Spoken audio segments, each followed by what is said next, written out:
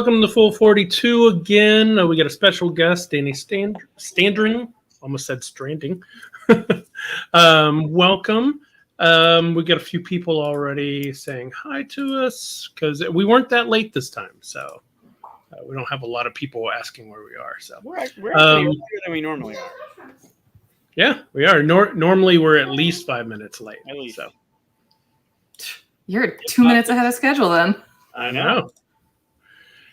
We're going to talk about a bunch of stuff. We're going over GenCon stuff. We're going to go to the BGG site and we're going to go down the list and look at some of the stuff and what's coming, what's going to be interesting. Both of you are going to GenCon. I'm not, unfortunately.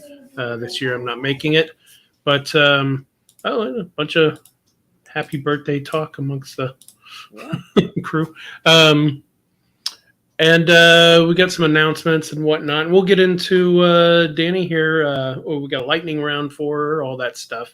So, but first, announcements. You got some announcements for us, Mike? I have a few actually. Should we do Luca's painting first? Yeah. So every show we have a new painting from. How old is Luca now? 18 months? 19 months? You'd think he's like turning into a teenager. He just crossed 20 months. Oh. Yeah. And every chance I get, I try and, for those that don't know, when he is locked into his high chair eating lunch or dinner, I throw a 4x4 canvas in front of him and some watercolors, and he does stuff like this. I just let him go ape shit. Yep. Oh, that's precious. Yeah. Do you save them all? I do. I actually date them. Oh. Yep. That's a good idea. He's just crossed 90 of these. He did this today. This was today's lunch. Where do you put them? Normally we try to say what we see in these, and we've gone from dragons and angels, and I just see a smashed watermelon today, dude. I see like an angry radish, like a Pokemon style angry radish. Oh yeah, with the mouths, almost like Mario, the big thing that comes out of the. What are those called? Was it the flower chomper things? The chompers? The plant ones? Strawberry poppy seed salad. Yeah, very, very. A salad. What's with the food? Everyone sees. I'm with Tim on the ladybug. But I have like a logistical question as a parent. How do you save all of them? You're only 20 months in. Like, yeah. Well, he only started in December, late December, but I do have 90 of these. I have a baker's rack in the kitchen, and it's full of them. And they all come with these little easels. So you just have like 90 easels sitting around your house, like booby trapping your home. No, no one's breaking in. They're all yes, I should, but no, they're all in the baker's rack. They're all nice and organized and lined up. But it is kind of full, and now I got to start figuring out what the hell to do with these things. So I did see recently that if you took pictures of all your kids' art, like you can send them out and have like little books made. You can make like volumes by year, which I've thought about doing because I have 15 years worth of like goodies, and I don't know what to do with them. Yeah, it starts taking over, huh? Yeah, it's a vortex. It just consumes you. And I don't want to stop, so I keep doing it. Don't. Hell yeah. And somebody asked, Donnie asked, yes. So there's a bundle pack I grabbed, 64 of these at a clip. I started with 3x3s because they were conveniently at the Dollar General. But then I bought all the ones at Dollar General and they haven't restocked. So now I get the 4x4s. It gives them a little bit more. I did do one. I posted in our Discord. I taped two together and I did basically red and blue, and then there was white, so it looked like it was like a twofer. He went across both canvases. Wow. Yeah, it's not canvas eye, right? That's dumb. Yeah, it's not good. So yeah, that was today's. I respect the art. Wow, nice. Grading the art now. He's all over the place too. Sometimes it's really angry. Sometimes it's really neat. You have to make the tough choice to throw them away. Nope, I throw them away. I recycle them. Yeah, no way. They're not getting. Yeah, you can do that. Put a little white over it every year and give them the new ones. I mean, I'm not going to be the one to throw them away. Somebody else can be the person to throw them away. I'm going to see you in a year. Okay, I'm going to touch base in a year. And see how that's going for you. Okay. Okay. Yeah. You've been doing this since December, and you have how many? 90? 91? 90? So in a year, you'll have about 180. Yep. Right? If he so by keeps the on time he's 18. Yeah. Okay. Yep. Wow. Uh-huh. Well, have fun with that. Yeah. I assume at some point he's going to just be like, no, I'm not doing this anymore. Yeah, but that's years, right? Like, he'll still be doing this for at least a few years. You know what you ought to do? Have you seen those videos where the guy like takes a picture of his daughter like every week or something and did it till she was 18 and just like shows them real fast? Yeah. So you ought to just take a picture exactly of each one every day and just watch it change, Sure. That'd be cool. Yeah. I just like the dismissive. Yeah. Sure. Cool. Yep. Great story. I'm putting out great ideas here. And he's also like, yeah, whatever. I won't do it, but yeah, it's a great idea. Cool beans. All right, a couple other things before we get into all the stuff. Since this is the GenCon preview thing, and maybe Corey is in the chat. He is. No, Donnie's here. I don't know if Corey is. Yeah. I like Dai's Venus flytrap. I could see that too. That looks like a Venus flytrap.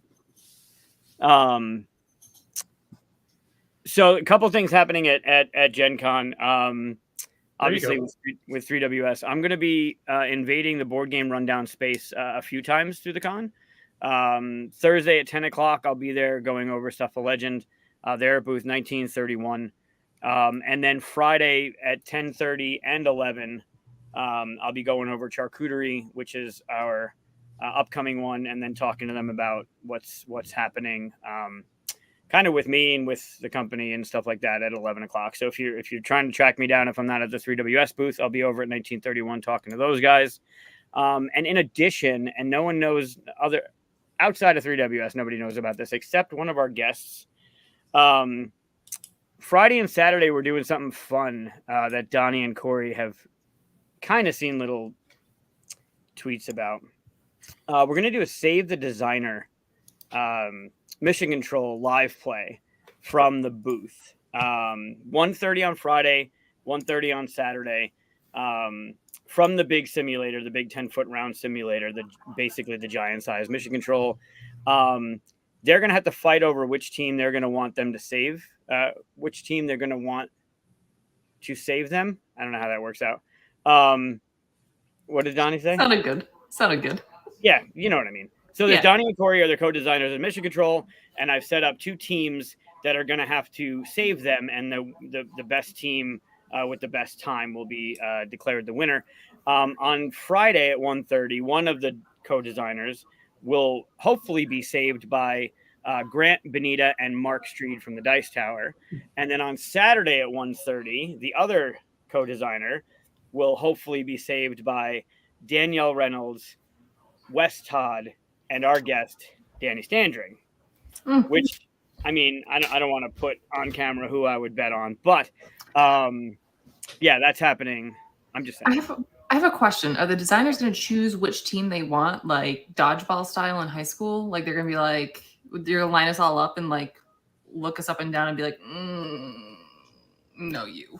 They're going to have to fight over it, right? They're going because it's only happening once Friday, once Saturday. So if Donnie wants Team B and Corey wants Team B, that they might have to. No one's getting saved on Friday.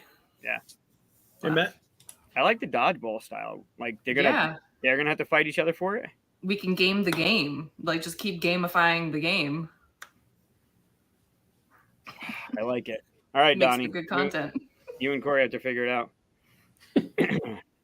Yeah, so that's happening, which I think is going to be really fun. And then I think those are my announcements for now. There's something else that I want to mention, but I can't yet. I'm saving that for another time. Where's the booth in GenCon? Our booth is 151, same as last year. Can't forget it because of Bacardi. Nice. Easy to remember. All right. So, and what time Saturday and Friday you were doing that? The Save the Design. Oh, I like Fight Club. Can't talk about Fight Club, but I like that. Oh, Corey, you're late. Oh man. So yeah, you're. There's going to be 2 games, one Friday, one Saturday, where a mission control crew is going to save each one of you. One of you is going to be the Ethernaut on Friday, and the other will be the Ethernaut on Saturday. And Saturday's team is Danielle Reynolds, Danielle Standring, and Wes Todd. So you and Donnie are going to have to fight over who wants to be saved by the Friday crew of Grant, Benita, and Mark, and who wants to be potentially saved by the Saturday crew. Good luck. Have you played Mission Control yet, Danny? I haven't yet. It's on my shelf. It's waiting to be played. Fun. Maybe I need to practice ahead of time just to make sure I get my steps in. Really come up with like a prime time strategy. No fail strategy. I like it. I know where my money's going. Nice. All right. So should we talk about? Actually, we should put Danny through the lightning round before we get into all the details about her, just so we can learn the weird stuff, right? Oh, the lightning round isn't the weird stuff? It's got some weird stuff, but depends on where you go. So let me explain how that works. So it's all science. It's all science. It's all based on science. So what happens here is behind this orange square is a question. And it's going to take you either to the left route or the red route. Why'd I go left and red? Yellow or red. And so then you go to one question and so on and so on and so on. And once you've gotten to the bottom, we're going to find out, scientifically proven, no fighting against it, exactly which non-fictional, or wait, no, it is a fictional person you are most like. Oh God, it's like an elaborate game of MASH or something. Tell me my secrets. Some self-realization moments. It's going to reveal a lot about you. Yes. It's everything we're going to need to know. Okay.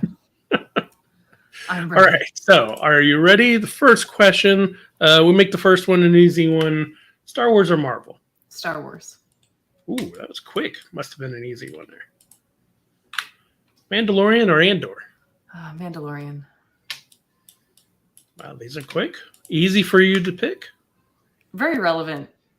Never get a cold or never get stuck in traffic. That one takes thinking, huh? Jeez, it's fine. You can an take asshole in either situation. Never get a cold. Never get a cold. Why is that an asshole? Nobody wants a cold. No, but I turn into an asshole when I get a cold. And the same when I get stuck in traffic. It doesn't bring out a good side of me, regardless of what happens. That's fair. Eat spaghetti through a straw or blended in a smoothie. Oh, through a straw. What the fuck is that? Blend it in a smoothie sounds terrible. Like, Jesus Christ, that's terrible. I don't think we've had that one before. Oh, that's brutal. Rolling Stones or Beatles? Neither. The Beatles. I assume that's nasty is about the spaghetti and not. Could you just imagine sucking spaghetti through a straw? Like the sound it would make? Have you ever sucked Jell-O through a straw? Yes. It is a very fun experience. It's very fun to hear. I didn't like it because it shot all the way back into the sinuses, and I could like smell the Jell-O for like an hour. You did it wrong then. Looks like I did do it wrong. Absolutely. You did it wrong then. Oh my God. Hey, Andrew. Next question. We're learning a lot tonight, not only about Danny, but be a roommate for a year with Shrek or Donkey. Oh, we already got to that. 100%. First. We would get kicked out before the year's up. Our lease would be cut short. Everybody likes layers. Worker placement or rolling dice? Worker placement. Wee, over here. We're all over the place today. Only drink water or never eat at a restaurant? Why is this an option? Who hurt this person? Only drink water. That means all other liquids are off the table, is what we're assuming here. Right. All liquids except for water. I do like to cook, but I love going out. But I really like alcohol. Never eat at a restaurant. Okay. You can put rum in a cake, I'm just saying. Never eat at a restaurant. I mean, oh, that went way too quick. Sorry. No. Nope. No. Never see the last 20 minutes of a movie or last episode of a series. Oh, God. Yep. That's a bad one. That's brutal. That's terrible. And I watch nothing. I watch no TV, no movies, but still. The last 20 minutes of a movie or the last episode of a series. I think it would have to be the last episode of a series. Ooh, that'd be tough, but I think I might agree on that one. Yeah, I'm with you on that one. Do you All right. eat Jello shots? You're in a team. Take charge or be the best at your part. Oh, my soul's telling me one thing. This, My brain's telling me another. This one's important for the science. You gotta tell the truth and get the right one. Take charge. Taking charge. All right. That means we're gonna see who you're most like. Who am I? What are the options? Well, if I told you all that, you'd try to gear the questions, right? But scientifically, you're like Bo-Katan. Katie Sackhoff, man, she is my dream woman. That's not a bad one. No, that's good. I'm all right with that. I have her helmet right above me. She is my Starbuck and always will be. Yeah. Good call. Can't argue with that one. No, that worked out really well. I'll take it. I mean, they're all good. They're all accurate. They're all solid. But that's probably the best one so far. It's all scientific. Yeah. Were they all characters from the Star Wars universe? No. I think someone got Shaggy recently. Like Scooby-Doo Shaggy, or she caught me on the counter Shaggy? No. Scooby-Doo. Okay. That wasn't me. It was Scooby-Doo. Hey, I see what you did there. Nice follow up with that one. Yeah. Yeah. Oh, that was fun. Huh. So let's actually talk about the things that matter about you, which is what you do. I know that you do a lot of social media stuff, and maybe that's the benefit of not watching a lot of TV, is you get to do a lot of stuff. So what is it? Why don't you tell everybody about yourself? Sure. So I am a board game content creator, and also that ugly word that everyone likes to use, influencer. But it's all things like social media. So I do all short form content covering everything from board games. I used to cover way more video games, but I run out of time in my life for those. But my channels are board game centric without being too board game in your face. So it's a lifestyle channel. So you not only get the board games, but you also get my dumb antics, you get my family, you get my friends, you get our adventures. We do, this time of year, we do a ton of hiking and disc golfing. So I try to include as much as my real life into my content. So it's not just this boring pile of board games. Because let's be honest, board games can be pretty boring. Some of my favorite games are the most boring things on the face of this planet. So my goal is always to make board games be as fun and approachable as possible. And that's kind of how it started. It started just as COVID was starting, and we were sitting home playing board games. And I was like, why not talk about them? So I did once, and for whatever reason, people wanted to listen to my dumbass talk about board games. And so I kept doing it. It has kind of just evolved from there. And I've gone back recently and watched those earlier videos, and I don't know why people started following me. It's questionable, because I looked at myself and I was like, delete it immediately. But 3.5 years later, still going strong and still really enjoying it quite a bit. Turned my hobby into something fun, and I'm gonna do it for as long as I can. So that's the too long didn't read behind how I got here and why you asked me to be here. I'm sure there's a lot of other things that came along the way, but it's been a fun journey, and I just play a shit ton of games. Yeah, I agree with Tim. Your videos are hilarious. I forget which one it was. It was a small box game, but you called it a fuckboy, and I fucking lost it. Like I didn't expect like. I don't expect what comes out when I'm watching your videos, and they're just funny. They're engaging, they're light, they're quick. They're not your typical boring like unboxing or like whatever thing. Like you add a lot. If it is your personality, like it comes across really well. Well, thank you. And it's always been a goal of mine is with my videos, what you see is what you get. Like that is Danielle at home, that is Danielle out in public, that is Danielle on the internet. So if we were to sit down at a table, like you wouldn't be sitting across the table from me going, "Who are you?" Like that's not the person I saw in a video. And it was Fox in the Forest, by the way. It was Fox and the Fuckboy. And as far as unboxings go, I've definitely done unboxings of random things, and I definitely may have weighed out a packet of mac and cheese like I was weighing out drugs, just for funsies. So you can get some pretty fun unboxings there. But that's always been my shtick. Like I never want people to be like bamboozled by what they see. Like no, that's just if you see Todd doing something stupid in the background, he would normally do that. This is just how we live at home. And I feel like sometimes when I go back and edit my videos and rewatch them to make sure they're fine before I post them, I'm like, is this actually even good? I feel like I'm just jaded to my own bullshit at this point, but that's just what it is. It gives it a different level of it gives it a genuine nature, right?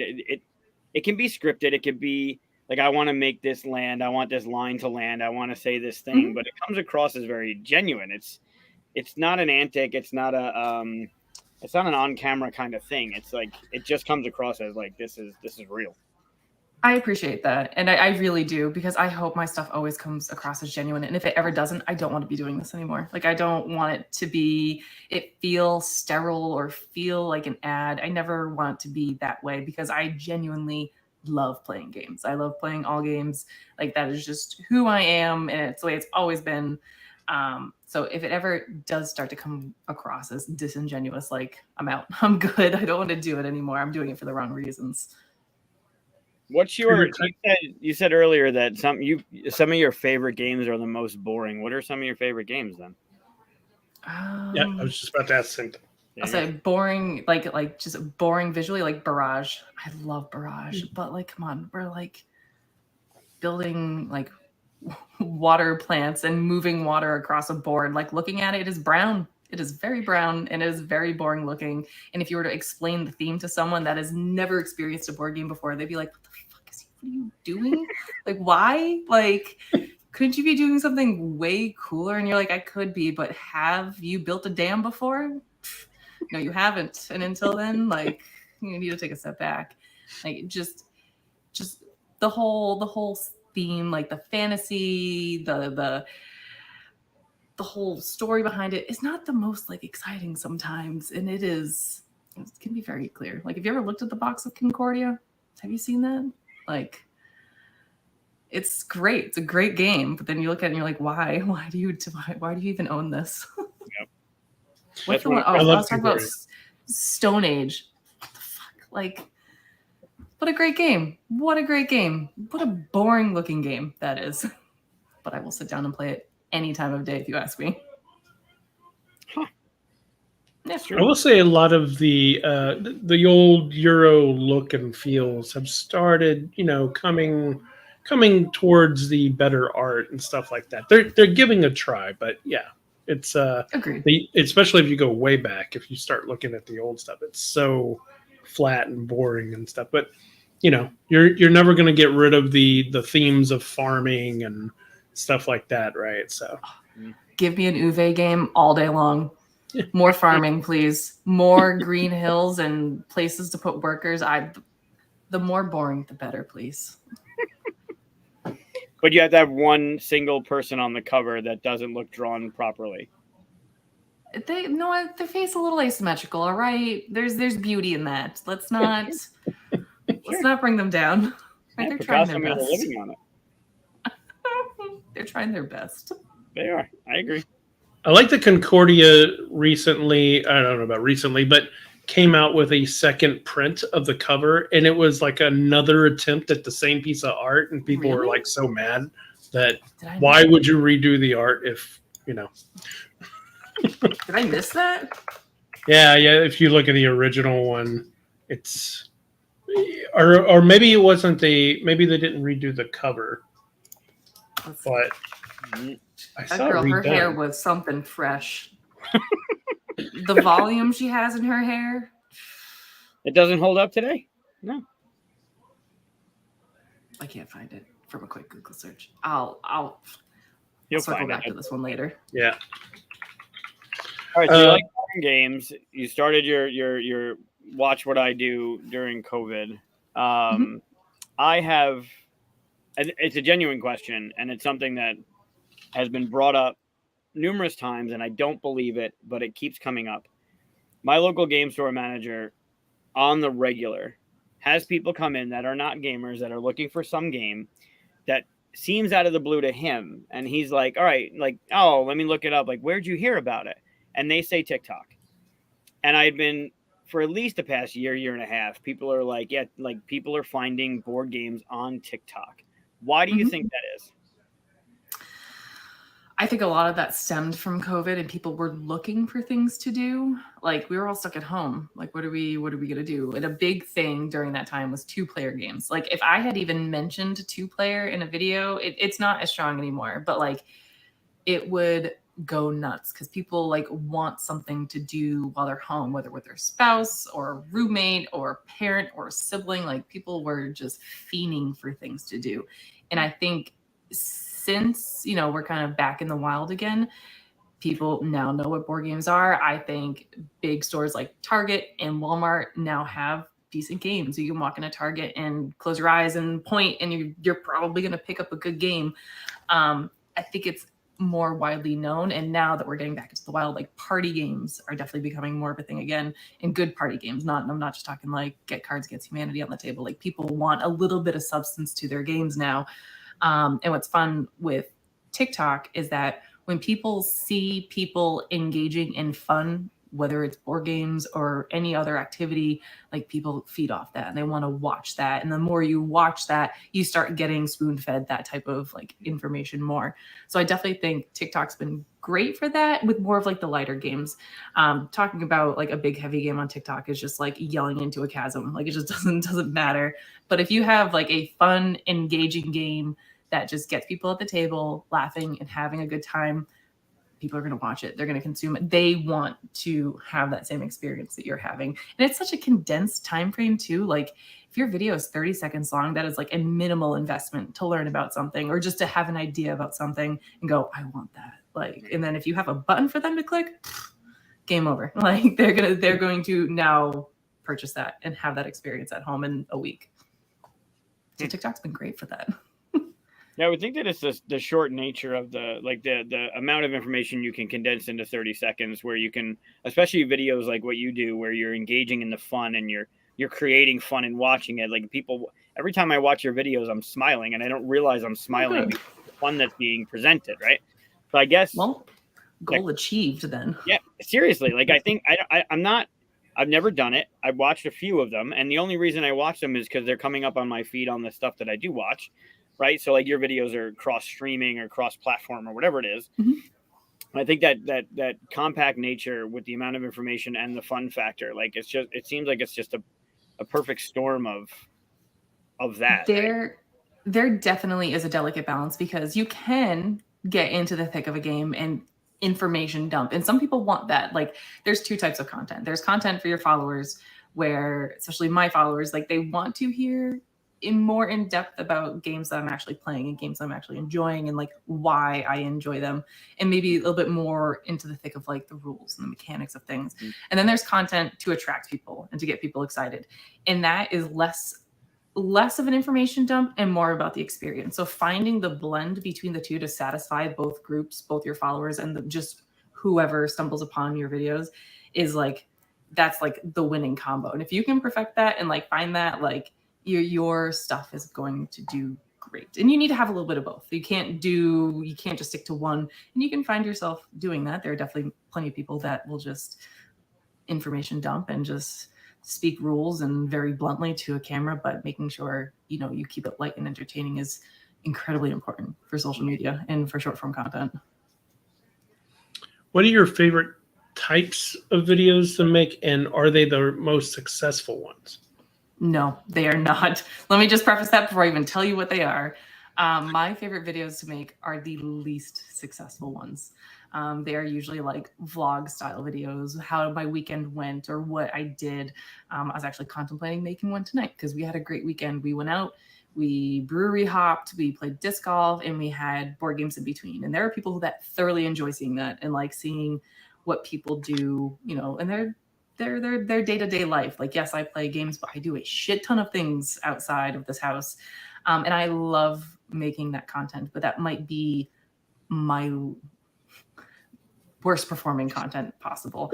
The best performing content is party games, 100%. Like small games to get people to a table. I can almost tell when I have a game, if it comes in a little box and I can play up to 6 players and it just looks appealing and looks fun, regardless of how good of a game it is, it will probably do well, which is wild and bizarre sometimes.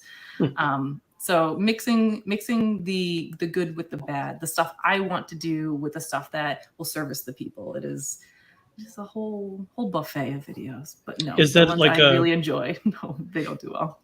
Is that like when you say party games? Is it like you're describing the party game, or is it whenever you create like a thing that's going on where you're a player in it or something like that?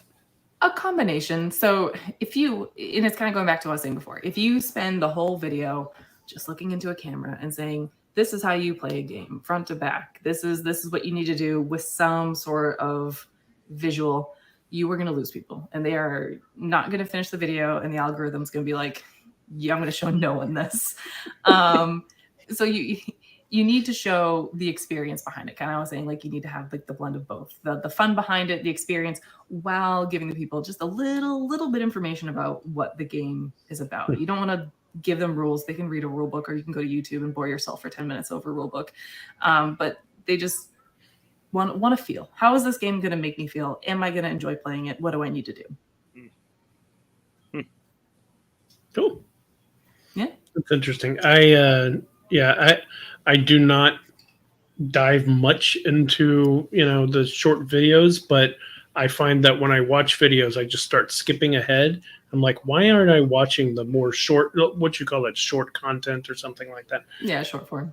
Yeah, short form. I said, why don't I watch more of that? And I have gone and watched the shorter forms and be like, yeah, I can see why I would sit here and just go through each one and get all of the information I want repeatedly. I just don't do it for some reason. It's the devil. Like, if you're scrolling TikTok and Reels, like, it is a time vampire. You could sit there for hours and have no idea that you just sat there for hours and did it. And it's just like constant dopamine hits, and you get the highs, you get the lows.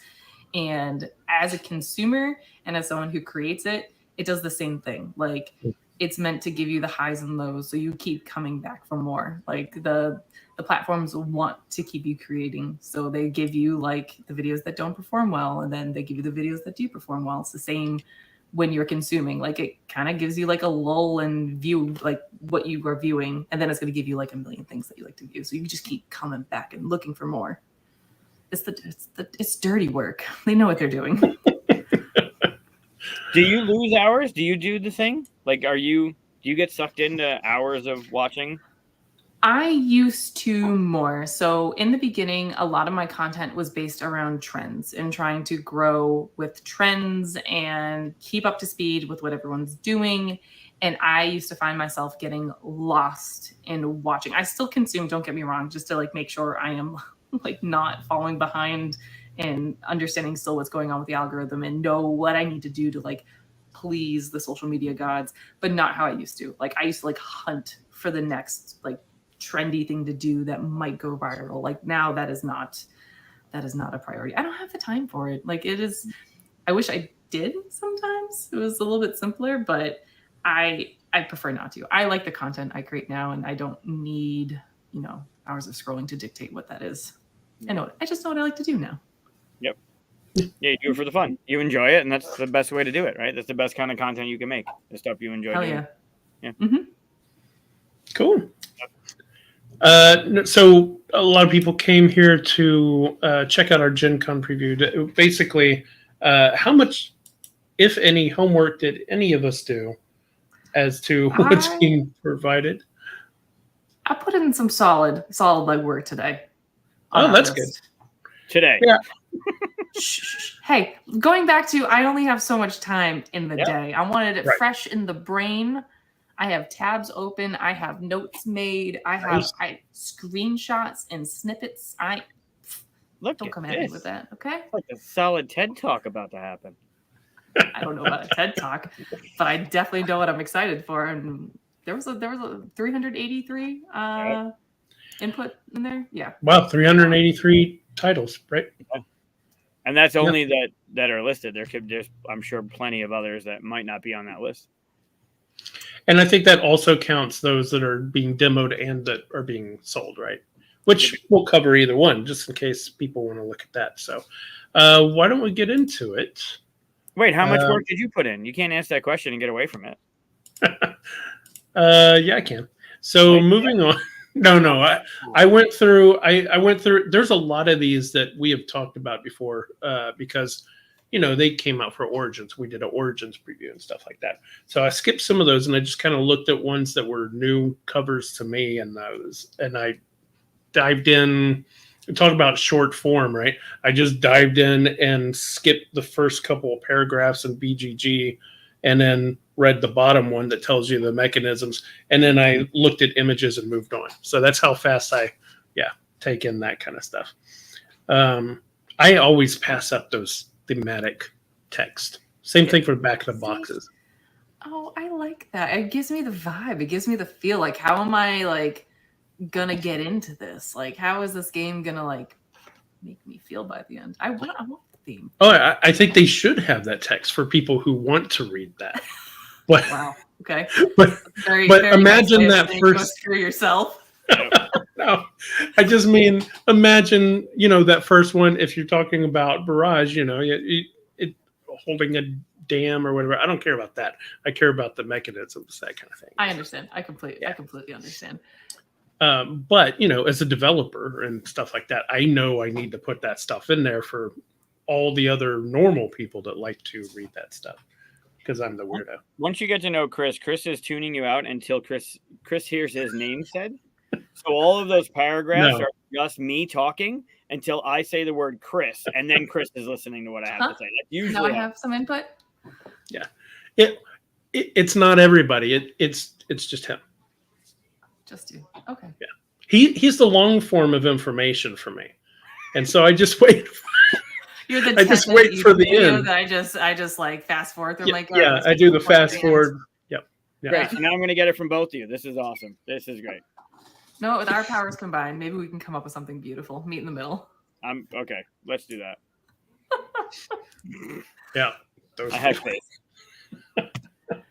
So when I was going through this list, by the way, and I want to preface this whole conversation, I understand I have of great privilege to be able to preview games and see games up front. And I don't typically comb through lists before I go to conventions. I'm very much a person that likes to be surprised if I see something new. I like the hype of the day. I pick up a game, I'm like, oh my God, I've never seen this before. This is gonna be so exciting. But as I was going through this list, I had a really hard time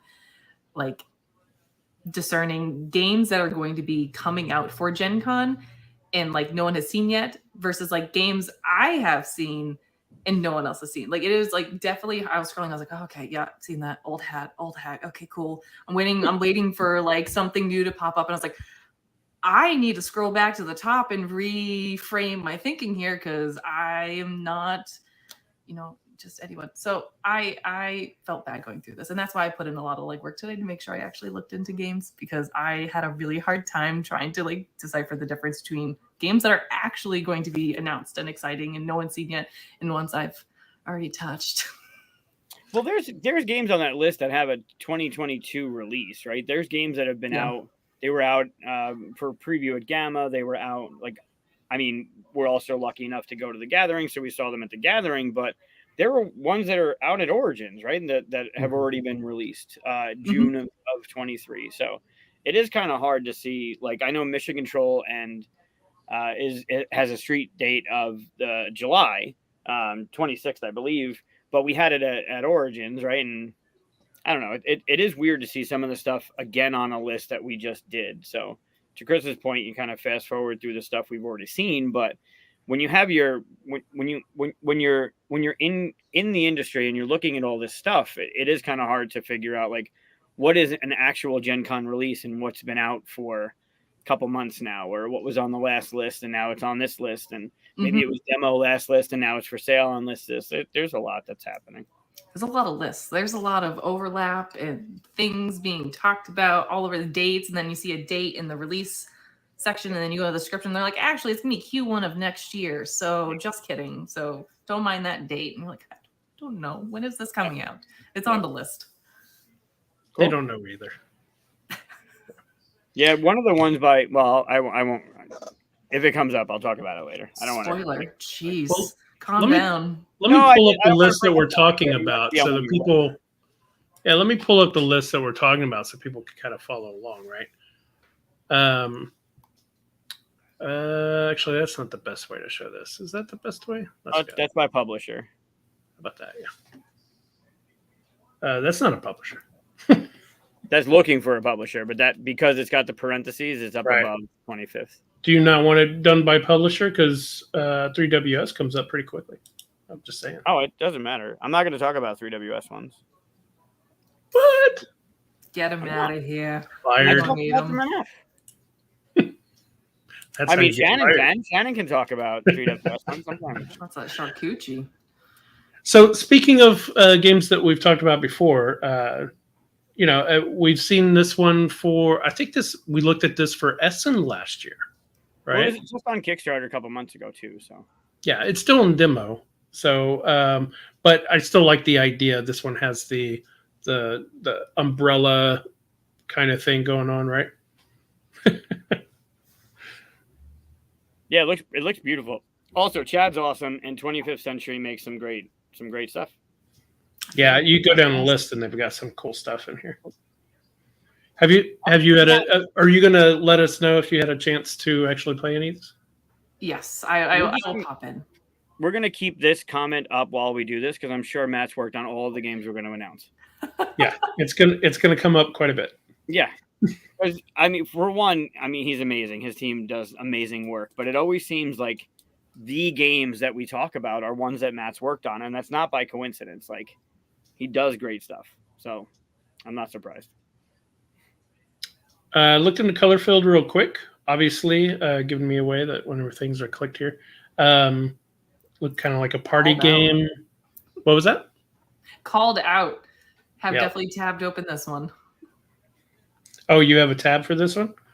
Can you share? Do you have a present button down at the bottom? Down at the bottom of what we're in here. I don't know if it allows guests to share your tab. You don't need to see my notes. We'll just follow your notes. I'll just speak. You don't need to see mine. I'm trying not to get canceled. Thanks. Gotcha. You got X's on things. Don't like it. I've got tabs that shouldn't be seen. It's just privacy, man. Right. Oh man. Well, once we cross midnight, that's when those tabs can be revealed. Talked about Donut Shop last time, I think, right? Yeah. Are we going through the list or are we going through our list? What are you doing? Going through the list. Through all 383 of them. Yeah. I thought we were doing a top 5 of like the games that we're looking forward to. Hope not, because I didn't make a top 5. Who said that? That's not what it's called. We could just raise a flag when one of ours comes up, and we can stop them. Oh man, that's gonna fuck this whole thing. You never told me top 5. Whenever we do this, we always go over like our top, like what we're looking forward to. Not like let's go through 380 games. And I'm not gonna go through 308 games. I'm gonna skip over the crappy ones. Yeah. Wow. Eh. I like the spice. Nobody watches this. Oh, it's constant. There's 16 people watching, and there are plenty of people that we look. Dave's on, Matt's on, Shannon's on. Come on. That's true. The important people. Let's just scroll through the shit. Yeah, just go through the shit. Tell me if it's on your list. Just tell me if you're on it. this is on my list, and I came home today and it was on my counter. So I'm very excited that I am in possession of this game, and I will probably play it this weekend. And I'll report back on it. 2-player games, they steal my soul every time. And this one's about coffee. So just check, and check. What's your favorite 2-player game?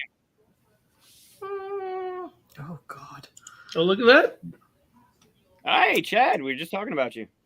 I guess I shouldn't say it too much if everybody's going to be watching this. Hey, thanks, Chad. I was really excited to see this game on my counter.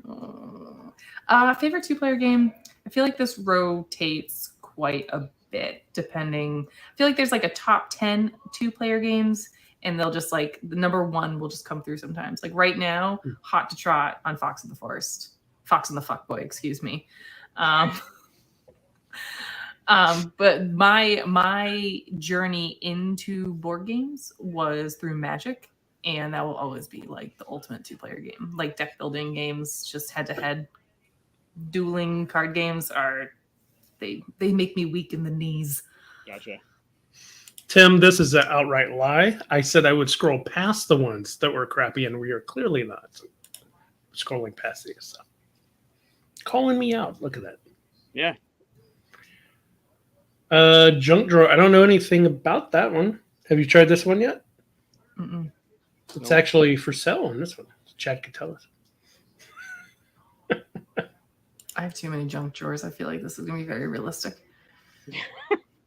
It's too soon. Yeah, the next one seems interesting. The next one's going to be limited to GenCon. Like it's an early release kind of thing. But yeah. I played this, I think it was Origins last year, on like really haggard white pieces of paper.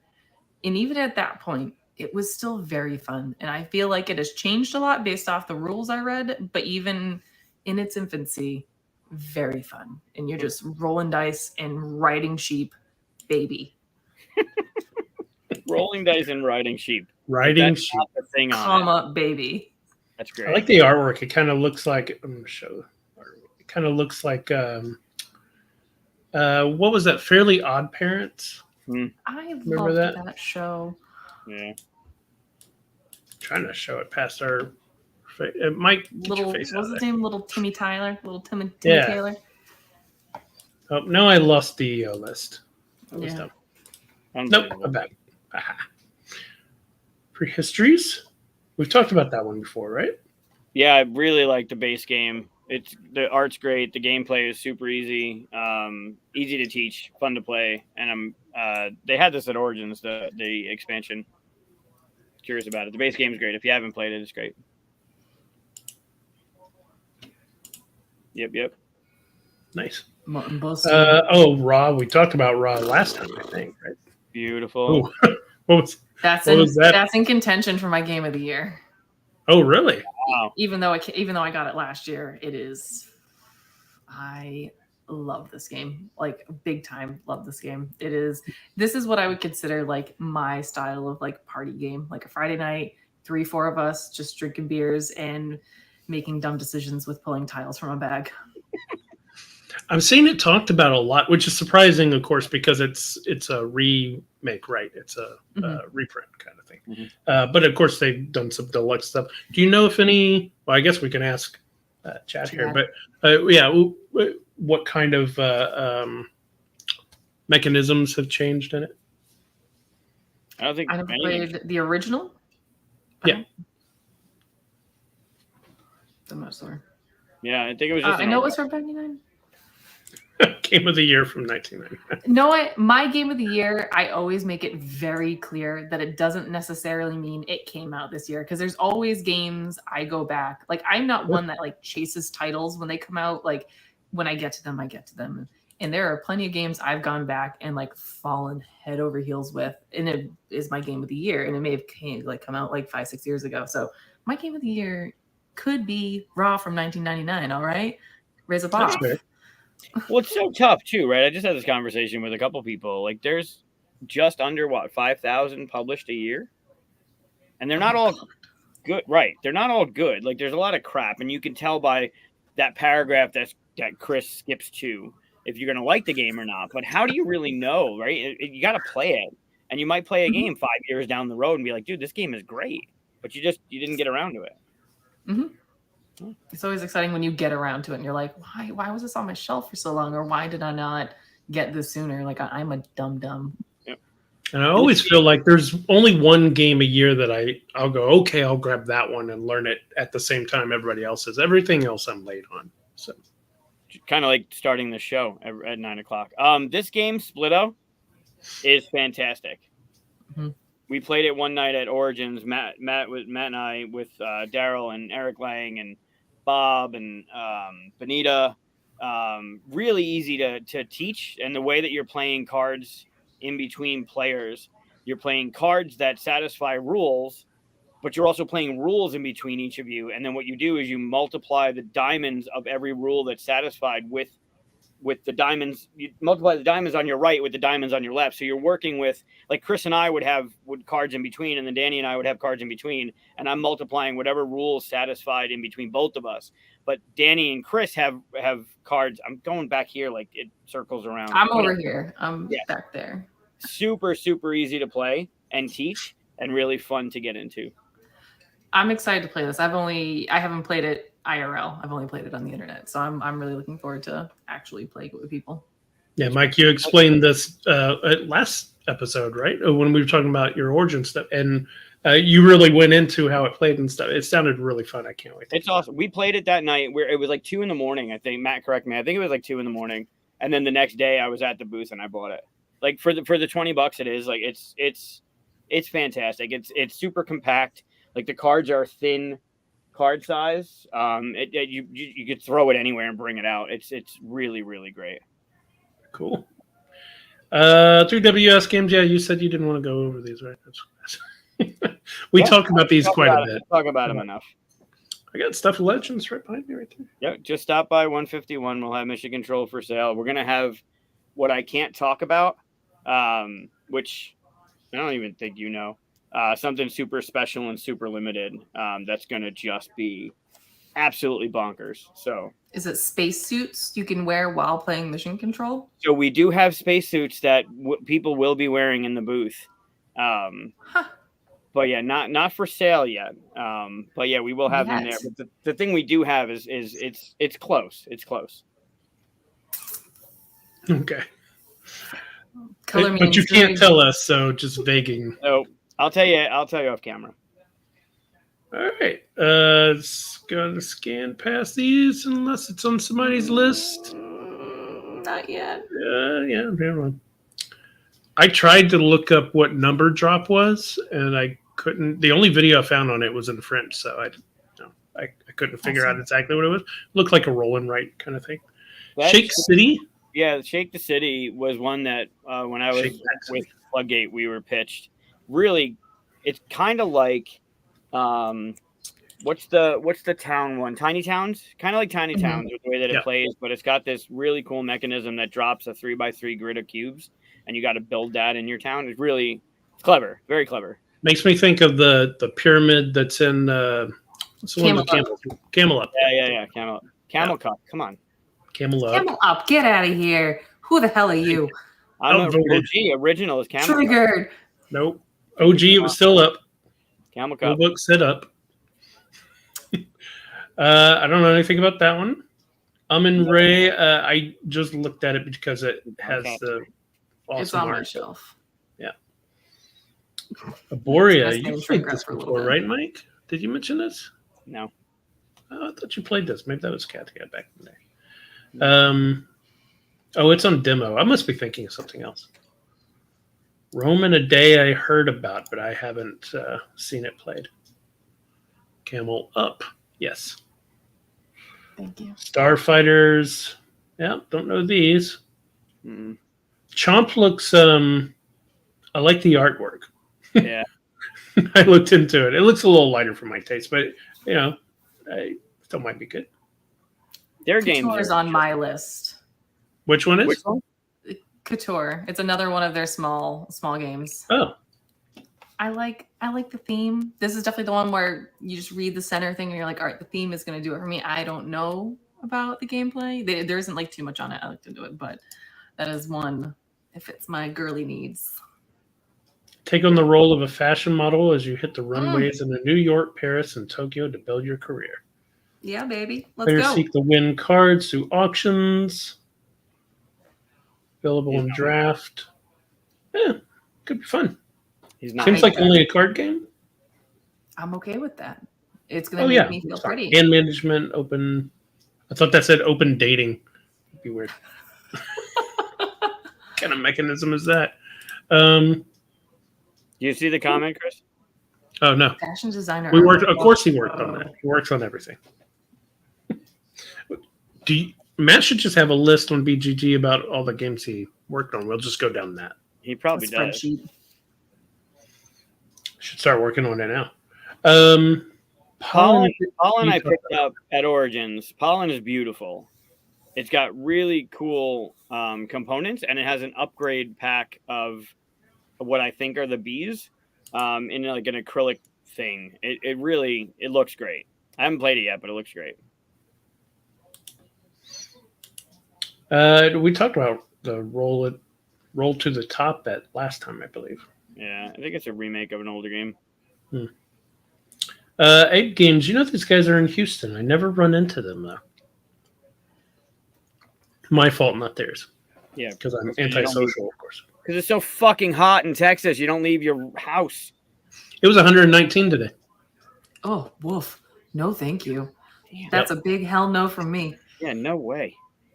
Yeah, I'll take it when the air hurts my face, not the other way around. I don't want that heat.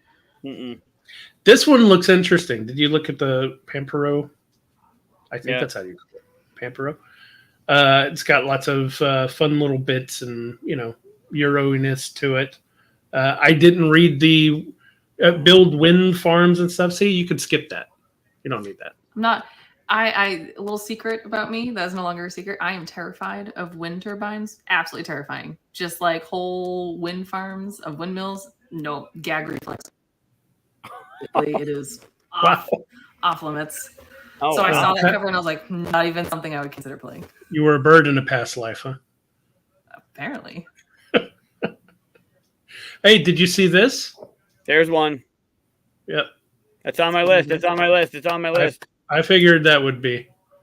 It's a sequel to Trails of Tucana. Yeah, it's it's probably the one, and I think Corey or Donnie put it in one of our chats on Discord about, have you seen this? I love Trails of Tucana. We played it at Origins. The game's fun. We played it online with Michael last week.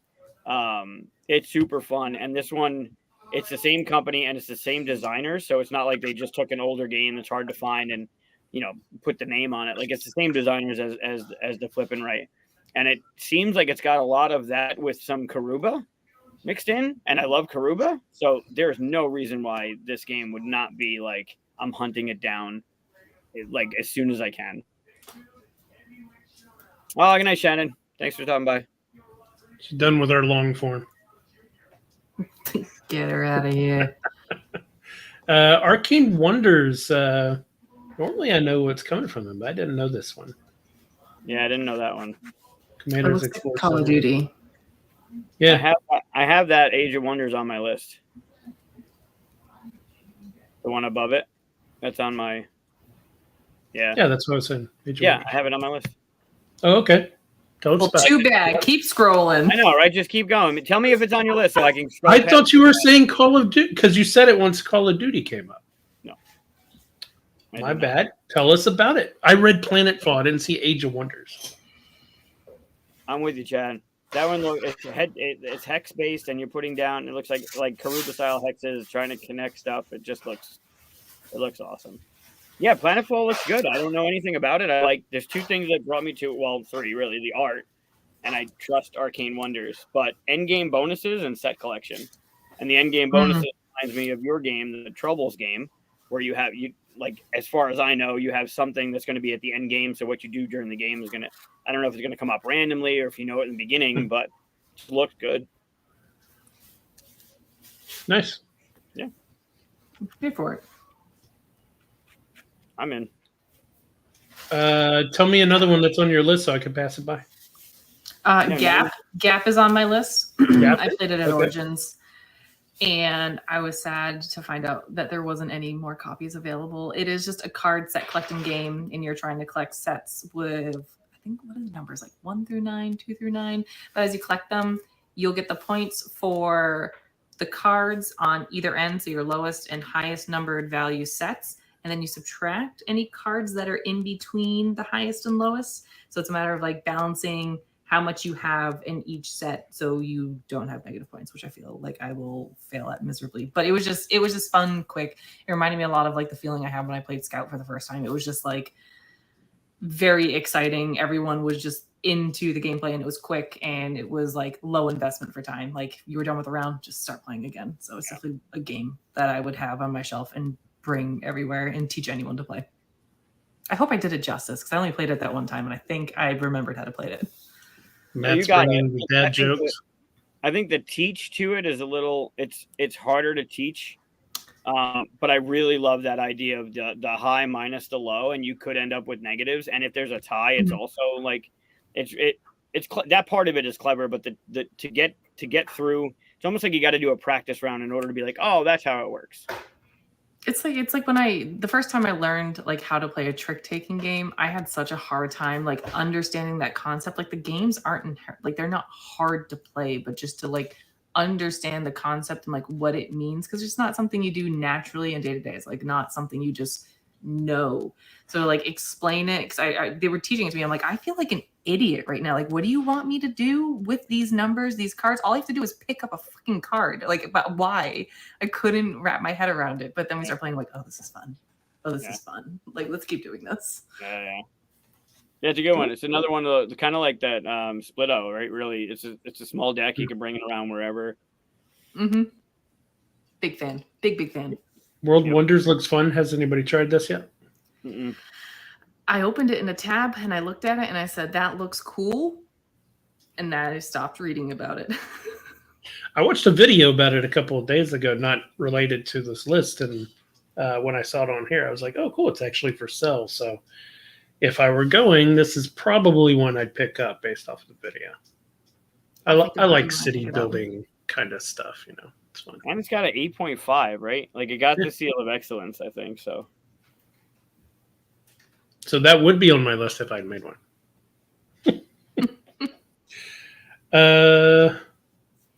Yeah, I don't know much about these. I don't even know what company you're in because everything's so small. It's Aries Games. Aries. Okay, yeah. I got it as big as I can get it. On my screen, I don't have it blown up because I want to see the chat. But that better? You're good. It's still tiny.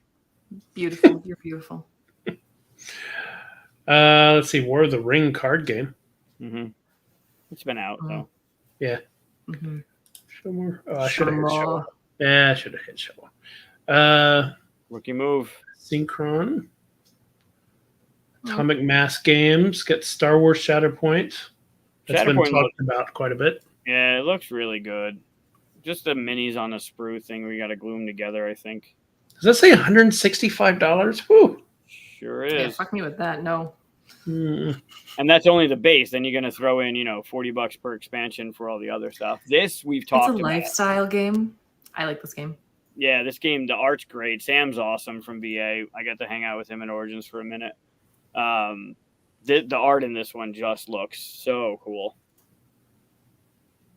It feels good. It's a lot of moving bips and bops and boops to like improve your engine. It feels good. And I played it I feel super early, so I'm sure it has only gotten better since then. But I like the way I felt playing it. I like doing the actions and moving the things and collecting the items. Badass games. I don't know, what is BA? I would say it. I would think badass, yeah. Badass. Oh, where's Tim? Tim would know. I'm pretty sure this has been out for a little bit. It says $200. Whew, collector's edition. That must have been whenever they went to Kickstarter, right? There you go. Brother's awesome. Nice. Badass. Wow, look at that. People are just on it. I love it. I feel like a turd now for not knowing. I thought badass sorry, games Sam. too, because they're badass games. I don't know who this is. We don't know who this is, but thank you. Because Oh yeah, if you're watching this through Facebook, there's a way to get accepted by Facebook. It says it in the post that you clicked on. So if you follow that, your name will pop up when you comment. Oh yeah, we're in Bezier games now. Sure. And now we're out. I yell at me if you want me to stop. No, it's just that quick. Oh, it's Tony. Hey, Tony. Good to see you, Tony. Oh. I mean, good to see that it's you, not see you. That's weird. Trailblazers. Mech Dream, Moon River. I'm excited to play this one. This is another one that showed up on my table today, and I was like, the intrigue. This is Blue Orange Games. That's one of the companies we've talked about. Like anything they have their name on, like they've never disappointed on a game that I've played of theirs. It's solid. Yeah. It's a good name. It's a well-named company. Mm-hmm. I like Blue and Orange. I like Blue Orange. Yeah. I still need to play the first London. I haven't played it yet. Wonderwoods, you've talked about that. Mm-hmm. I played the new Next Station tonight, actually, in our journey to leave the house because we had no power. We brought it to McDonald's while the little one played in the play place, and it was a lot of fun. I really like Next Station London. That was like one of my top pickups from last year. So when I opened that package and saw that, I did a little squeal of joy, and I was like, oh, what's here? Let's play this right now. So we did, and it was a lot of fun. And it's gonna be a recommend for me. Nice. That's good to know. How's it play? Like the actual? No, just like in general. Like what's it? Third or fourth Next Station London one? Yeah, third or fourth so the bottom. Bottom paragraph for me. It is a flip and right. So the general theme of the Next Station games is you're building a subway system. The first one was in London, so you're building the underground. This one's in Tokyo, and you have 4 lines that you're trying to build based off the cards that you flip. Like it shows the station, you draw a line to it, but the shtick is everyone is building a different color subway line at the same time, so it's all simultaneous play. You're all building different stations, and depending on how you grid out the lines, you'll get points on how well spread out they are, making sure you have all the connections. And then there's each game. So London and Tokyo have like different, like smaller objectives that are kind of meaningful. So they want you to make sure that you're doing things on the map and not just hyper focused on doing one thing. I really like it. It's simple, it's to the point, and it's fun to color because I like coloring because I'm simple. Nice. Does it come with different colors and stuff? It comes with the color pencils. Yep. Mm-hmm. Nice. Comes with everything you need in a little magnetic box on the go. You played Wonderwoods before, Mike, didn't you? I haven't played it, but I actually ordered it from overseas because I didn't want to wait on it. But it's got really cool art, really cool pieces. All right. Smaller box than I thought it would be, but Board and Dice. Barcelona has a nice looking cover. I don't know what it is. Curious about this one. Taking a roll of builders, 19th century Barcelona. Sure, I'm in. Tribes of Wind. We've covered that like several times, and I still want to know more about the game. I picked it up at Origins because we've talked about it so much. I love one, it's Dutre art, so yes, and 2, the idea of being able to use the back of the cards of your players as your resources. Like that's a really neat concept. I like that. Yeah, like you have a hand of cards, and it comes in like a little like poker style, whatever, card tray that stands the cards up, and what's facing. When what you guys have up, what's facing me becomes what I'm allowed to use as my resources to do stuff. And what I have on the backs of my cards become available for you to do stuff. Cool. Oh, that's interesting. Like that. Yeah. Bombix. I don't know these titles. Braincast games. This one I've seen a lot. Holotype I've seen a lot. I'll say I feel like I've seen like an increase in these recently. Yep. Just interneting. They're interneting right now, I feel. They're doing the interwebs. They're doing the things on the webs. They are. All the web. Bright Eye Games. The plot thickens. I like the cover. I don't know what it is. I scrolled by it and I went, cool. And then I kept scrolling. Maybe I should know what they are. Cooperative storytelling game. Well, I like the cover. Okay. Definitely neat. Broadway toys. What was that?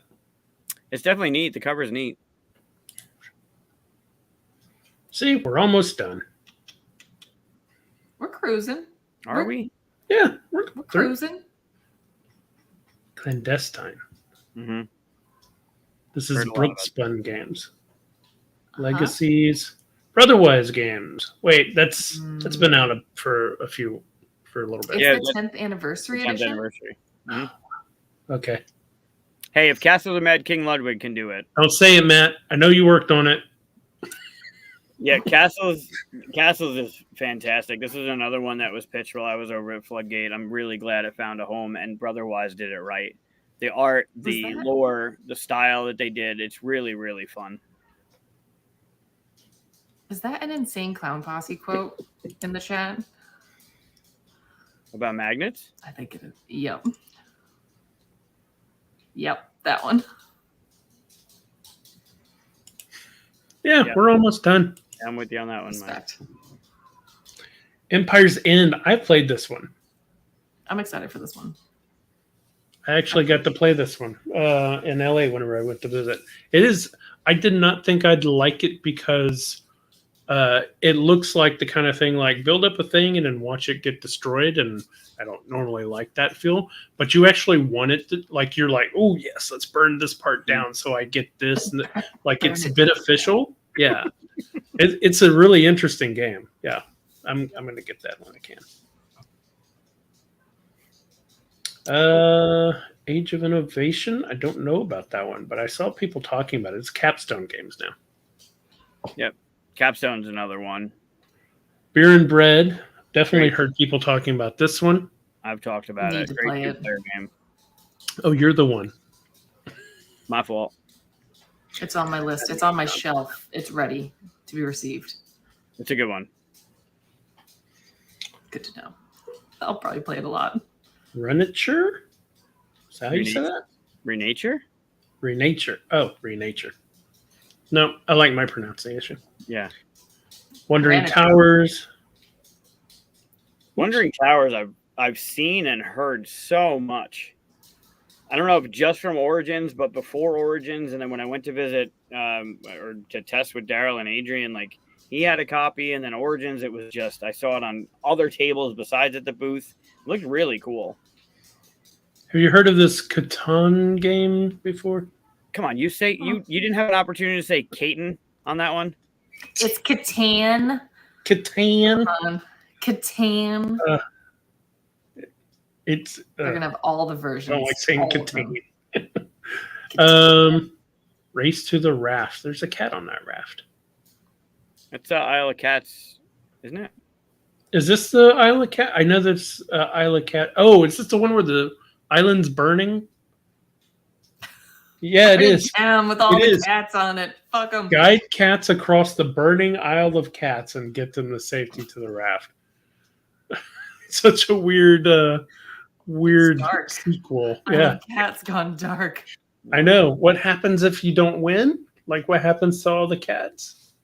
That's on your conscience, okay? Yeah. That is not a matter of winning or losing. If I don't play, they don't burn. A moral nightmare.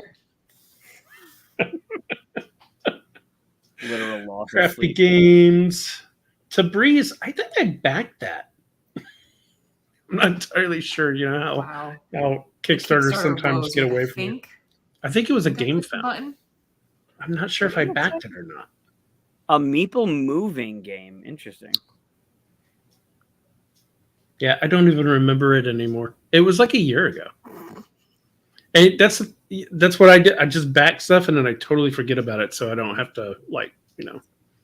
I'm waiting. It's a gift to future you from past you, and you have no idea it's coming. It shows up and you're like, holy shit, what did I do? Yeah. Thank you, past me. Thank you. I'm always happy with past me. City of the Great Machine. Always happy? Well, I wouldn't say always. Aren't all game? Well, most games. I mean, I assume there's some kind of mechanism that moves them in a different way. There's still Meeple movers though. Evolution New World. Wait, who is this? Crowd Games? Matt. Yeah, that was getting That's how I shacked. feel. I mean, that's also the Yes. influence of people around you, Matt. Come on. I didn't realize because what's their name? North Star went out, so I guess they bought Evolution from them. Oh yeah, that's true. It was North Star. Fabled looked interesting. I saw some stuff about that. I think in the game. We've seen this game a couple times whenever we're looking at these. Yeah. I don't think you're talking about me, are you? He's looking at you. Arnak, did you get a chance to play this at the gathering? I did not. The expansion? Corey, I think Corey and Donnie both did, and they they raved about it. They said it was good. I love Arnak. Man, I'm mispronouncing everything today. You're a mess. Queen by Midnight. Oh, this is one I'm excited for. Hold on. The Queen by Midnight? No, the Ticket to Ride Legacy game. Oh yeah. Oh, Legacy, okay? yeah. Yeah, I'm a fangirl of Ticket to Ride. I don't care what anyone says. Like, I through and through love that game. Yeah. And I'm very excited for this. I want to lay pipe. It's gonna be great. Different game, but yeah. Ticket to Ride After Dark. Yeah. Yes. This one's on my list. Lunar I Rush. guess. I wonder.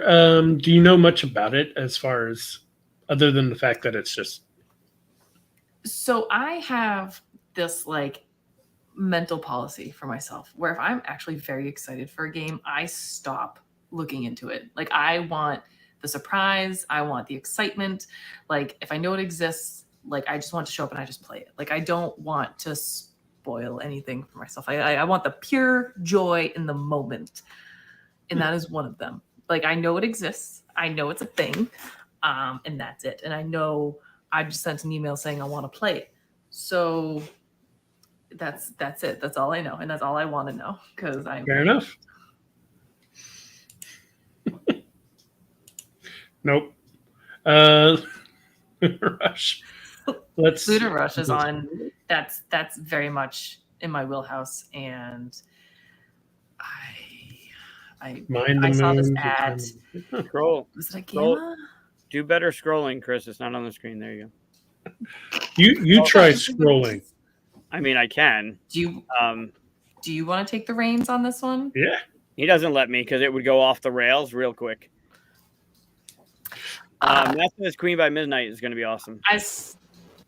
Queen by Midnight. Did we just like roll over a banger that we didn't know? Yeah, he went right past it. Is this one you worked on, Matt? Is that what you've been? Interesting. 3 to 4 players. Deck bag. Oh, see, it says 3 to 6 players. Oh, I thought it was 4. That looks like a 4. I told you it's really small.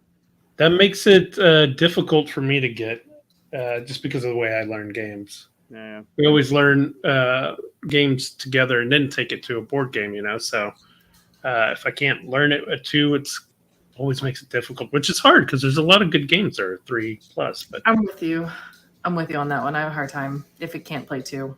Like that minimum 3 players, a hard time. We do have like once a week we have a game night where we have a friend come over, but it just regular day-to-day stuff. It's hard when it's just 3 player. Yeah, I'm very much against the style of, I brought a new game and let me open up the rule book for us all to learn. Like that's not the time to learn the game. It's before game night, So Are you sure you don't want to ruin the experience before you even play? That's you could do that at conventions. That's allowed at conventions sometimes, but it's not great. Not allowed at conventions either. Don't do that.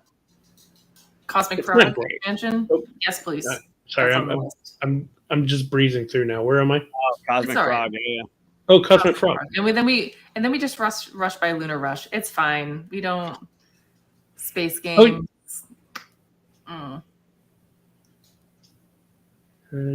Deluxe Edition Corporation, most official. I don't know anything about this game. It's like a pick up and deliver. So you're mining, and I might be speaking out of like I only briefly learned about this game, but at Gamma it tickled the fancy. So you're mining the moon, and you're creating pathways, you're creating rails to bring your resources to sell it. But it's all about how quickly you bring them to the junction while you're maintaining your space base, basically. Like the more you pile onto your little cosmic train thing, the slower it is. But if you want to deliver quicker, you can't deliver as much. So it's like finding the balance, like the resource management and the balance, and it's all. But what got me is simultaneous play. So you're not just sitting there with like your thumb up your butt waiting for someone to like finish their turn. Like you do it all at the same time. Yeah. Big fan. That's nice. Yep. Mm-hmm. That's a big selling point, especially with what's the time on it? 45 to 75 minutes. Oh, that's not that long. If you tell me a game is 2 or more, yeah. And Matt said, yes, he did work on Queen by Midnight, of course. Three Ring Circus. Ooh, DeVere games.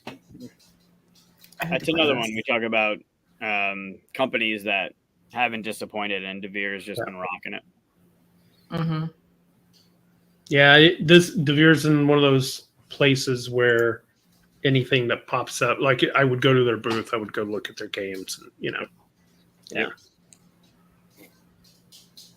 Jerusalem. I looked at this for, I think, the Origins thing. I thought that one looked interesting. It was on there, yep. Managing resources, gain influence, to sit near Jesus at the Last Supper. It's a really weird, I don't want to get into, those kinds of conversations, but it's really weird how certain themes will always kind of flop and certain themes will do well. And, unfortunately, this is kind of like a weird theme. You don't expect a Last Supper theme to really hit? No, and personally, I'm not even that interested in the theme myself. But DeVere games, I would at least look at it. But if it wasn't DeVere, I might not. Yeah, but wait, you don't like the theme paragraphs anyway, so it really doesn't matter. It's true. You're not a theme guy, right? I do like theme. I just don't base my purchases off of it. You base your non-purchases off of it? I've bought too many games because I was sold by theme and then realized I didn't like them.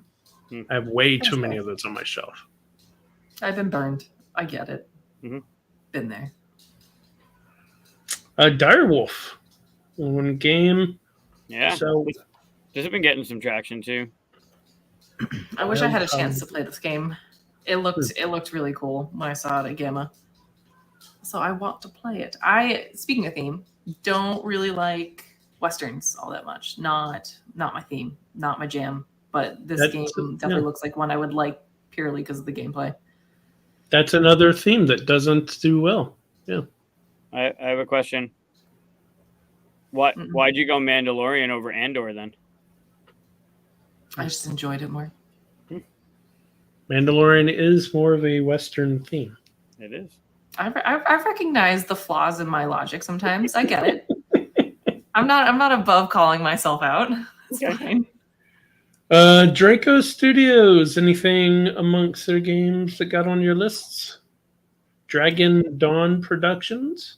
Nothing that stood out. Factory 42. We talked about that before. We talked about that. The one above it looks pretty. Like the art looks pretty.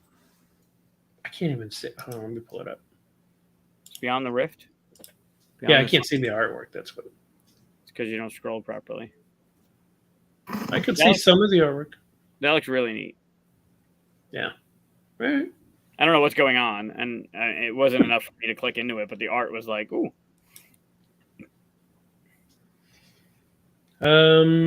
Tolerant. I don't like Tolerant. Just kidding. Trick taking. Yeah. 3 to 5. A lot of good sound bites.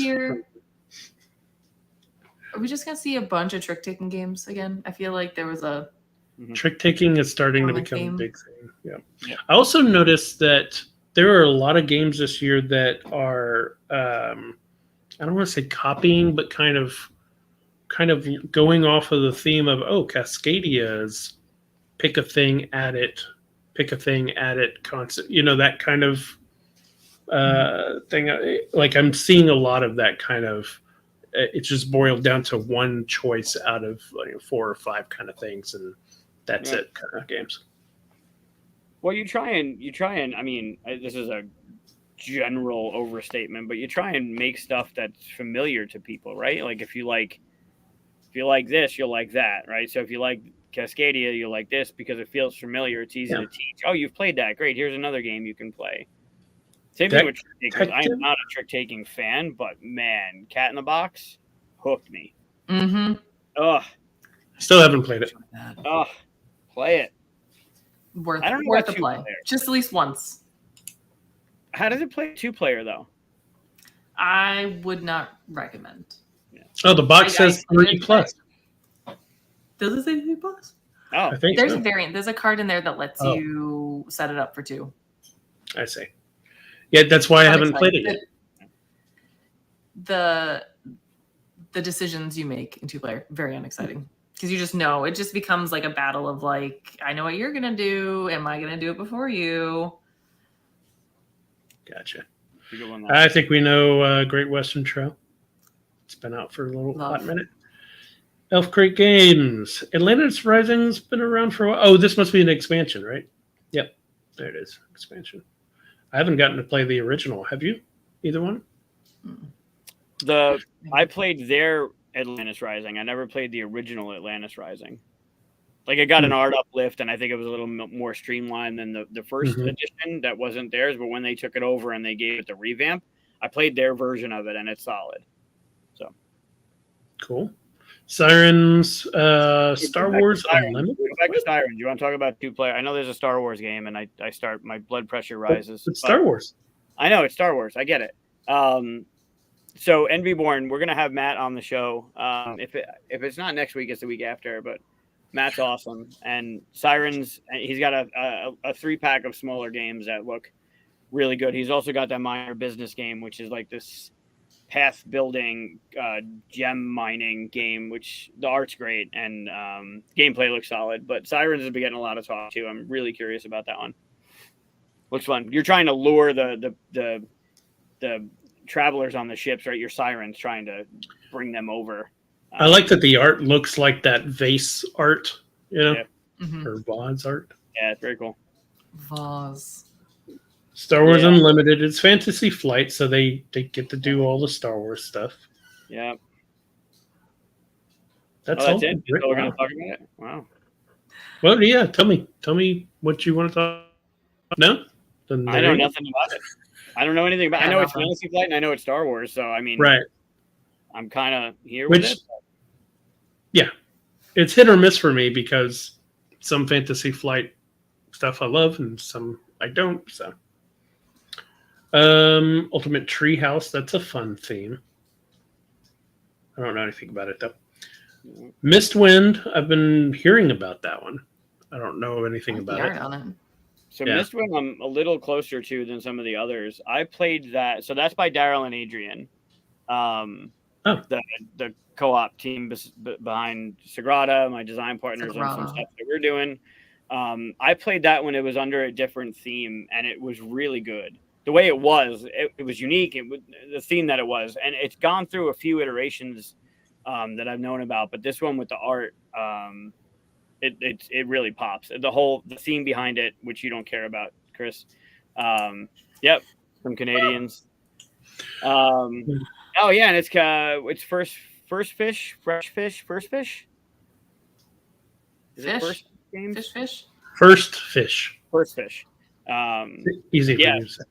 Get behind that one. That one's going to be good. Solid gameplay, easy to get through, easy to teach.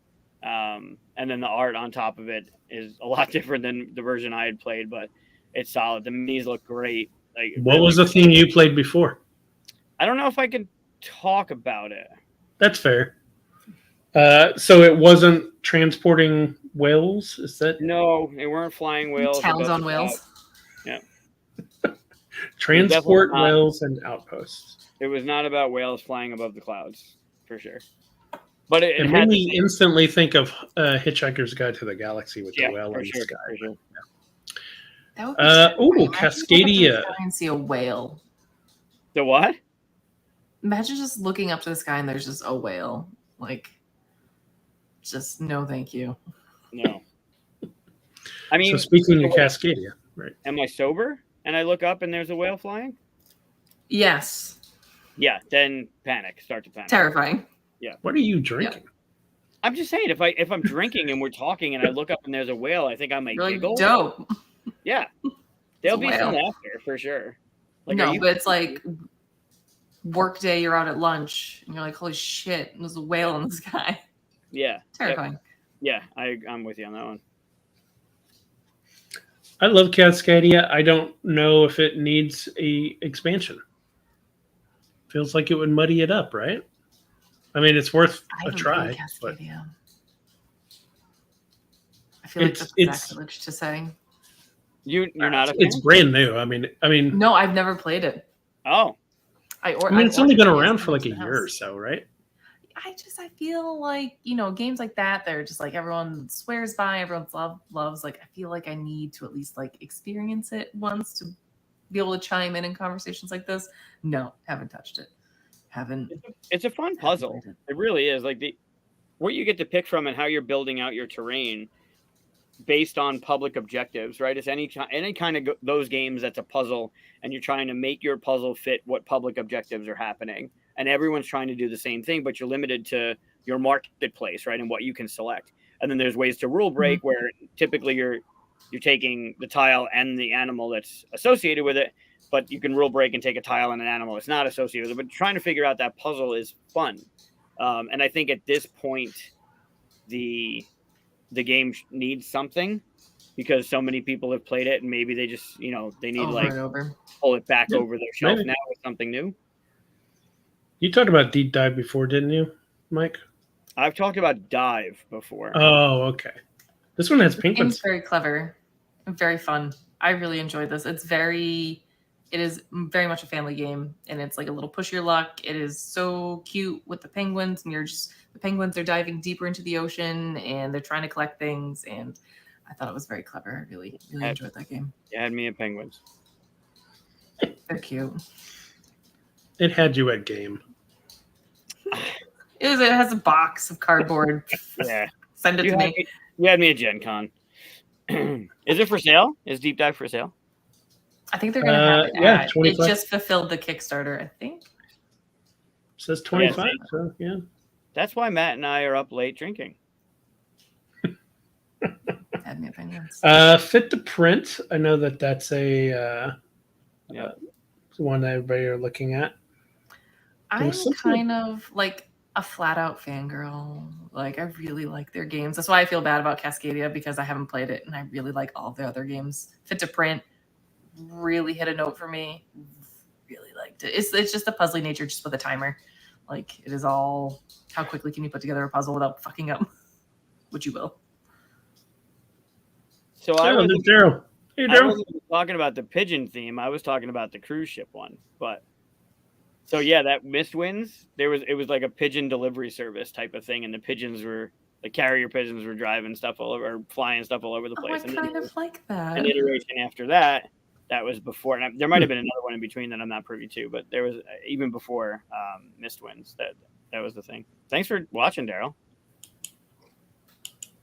Oh, and do this if you haven't. Yes, penguin. He can't say the word penguin. It's funny. Wow. Yep. Does have I think we talked about Nocturne before, right? No, maybe not. Actually, maybe not. Fox mystics cast spells that outwit one another and collect magical forest items. I think I would have known if I've talked about that before. Fox mystics. Point City. There you go. So, are you a Point Salad fan? I can't recommend that game enough for people. Just people with families, people just. I love point salad. It just excellent. Simple, fun, can teach anyone, can get anyone to play it, and it's always a good time. And again, it's quick enough that you lose, you start over again, and it's always different. And that is absolutely in the top 10 for me. Finally, so you're voted, Mike. It's an upgrade, not an upgrade. It's point salad senior. It takes some rules and elaborates on it, and it brings in like city building and engine building, and not too much though. Not too much where it's like overwhelming. It still has like the lightness of point salad, but with a little more rules. Fun. I am very much looking for Point City. I backed it on the Kickstarter, and I agree with Danny when you said that point salad was simple. Everything else I disagree with. I don't want to play it again after I play it. I don't think it's fun when you play it. He got talked into it being bad one day or something. I played it multiple times. I played it in the classroom with the students. I played it multiple times with friends. I have not enjoyed it anytime I've played it. I think it is simple, and I like the way that mechanism works with the scoring, but I don't. Mm-hmm. I guess like a little bit of background. I have a lot of friends that don't play board games. Like we have like a big group of friends that are not gamers, but they're very interested in playing games. But they don't like, we're not going to bring Monopoly over. Like we're not going to bring Uno over. So finding a game that is the balance of something I will enjoy. It's like someone who will play a heavy game and someone who cannot like wrap their head around any sort of game. Like finding a game that meets the middle of the Venn diagram is going to be a huge hit for me because it will just bring the whole friend group together or bring the kids in. And that is absolutely one of them that does it. So that's why I enjoy it so much, because it allows me to play games with friends who I don't normally play games with. Nice. Mike, I saw that. I wasn't on that show, so I wasn't there to support you, but I would have. I wouldn't say I crapped on it. Maybe a little. You and Katia jumped on it, and yeah. There are just other games that I would use, but I'm not saying it's bad for everyone. Like to Danny's point, like that makes sense that it brings people together, right? And that's what games are supposed to be. So good on you, right? Monopoly does that for a lot of people too. Mm-hmm. It's not for me. Floodgate Games. I'm very excited about Point City, though. You know anything about Everything Ever, Mike? I do. Good. Moving on. It seems like fun. As far as party games goes, like I would play it. I don't know what they've done to it. A lot of shitty party games. When I was playing the prototype, I don't know what they've done to it since we played it. But yeah, it was fun. We had a good time. So this is great. Like Daryl is one of the co-designers of Sagrada, and Daryl and Adrian also did Sagrada Artisans, and it's super clever and super unique. You're literally, like Danny, you said earlier that you like to color. I don't know if you had a chance to look at anything about this one, but you're literally coloring stained glass windows. It's so not because Daryl's in the chat, but this is one of my favorite. Like Sagrada, Base Sagrada is one of my favorite games of all time. So this, and I've gotten to color and I've gotten to enjoy it. Thoroughly enjoy. Yeah, it's nice. so cool. Sorry, Daryl. I'm not trying to fangirl over you right now, Daryl. And it's $50 cheaper than Tickets to Ride Legacy. That's funny. The idea in this that your tools are handed down through generations and you have the opportunity to use it at the risk of breaking it or keeping it to have it be worth more. Like I could really use it right now to do the thing I need to do. But then you gotta do a check to see if it breaks, and it could break and you never use it again, but you got to pull the thing off. Or do I keep it and pass it down? Like that concept, not only the coloring is super fun and the way that the Sagrada is being built with the stickers is great, but that choice of do I use this thing now or wait is just, it's really cool. Matt, talking about you earlier. We were talking about Sirens. And I don't remember when you're going to be on the show, Matt. Is it next week or the week after? Just let us know. I mean, it's in the chat. Let's just schedule the whole thing. It's already in the thing. I know we talked about it. I don't know if it's next week or not. Foxmind, anything in here? Memo Rush. I have deadlines, and I really need to play it. It looks clever. I don't know enough about it, but it's on the top of my stack right now, and it looks at me every time I open my closet, and I go, I need to play you. And that's all I have on deadlines. I like that the little tombstones on the cover. Looks cute. Is it real time? It's got a little sand glass. I wish I knew. Wish I could give 2 cents on that. Takedo Duo. Takedo's never been a good 2-player game, so I wonder if this would fix it. This is on my list. I really like Takedo. I do too, and Wowza did 7 Wonders, and that 2-player wasn't great until they did Duo, right? And so I'm hoping maybe this one will be just as strong. It's really weird. I don't know how they're going to do it though, because Takedo has that whole person in the back goes, and if 2-player sucks, yeah. What was the other Takedo game that just came out? I feel like I played it at Nami. I have it. I backed it. It took like 3 years to get to me, but Namiji or something like that. Yeah. I feel like it was Takedo with like a patch, like a big like a video game patch. They took it and they're like, all right, all the things in Takedo that were a little like lackluster and needed a little bit of like spunk to it, we're just gonna improve it. Like it didn't feel like groundbreaking by any means, but it definitely felt good. I was like, oh, so this is like Takedo 2.0. Yeah, the decisions for each place are a little bit more interesting. Yeah. I like it. The only thing I hate about it is it doesn't fit in a Kallax shelf. If you make a box, it doesn't fit in the. No, it's like a huge like square. I've got opinions on that, and I feel like we share the same opinions. Fit it in the damn shelf. It's standard now. I feel across the board. It has to be. Agreed. Like, what do you want me to do with this box? Where do you want me to put it? I only have so much space. Yeah, I know. I get the mosaic. What do you call it? Like giant one. Can't put it on anything. It's got to go. My whole thing is ordered by player count, and that throws off the whole order. Wow. Oh, I have no order. If it sits, it fits. It's getting shoved in there, but it needs to be able to get shoved in there. And if it doesn't fit, it's going to go in my closet or it gets forgotten forever. So your game is just going to sit in my closet and never see the sun ever again. I like saying, like, okay, I'm going to game night. There's only going to be 5 people there. There'll only be 6 people there or something like that. Well, please, I can grab this from here. What was that? I said, please come to this cube. Choose one from here. Yeah, exactly. Yeah. There's chaos here. There's no rhyme or reason. Reschedule.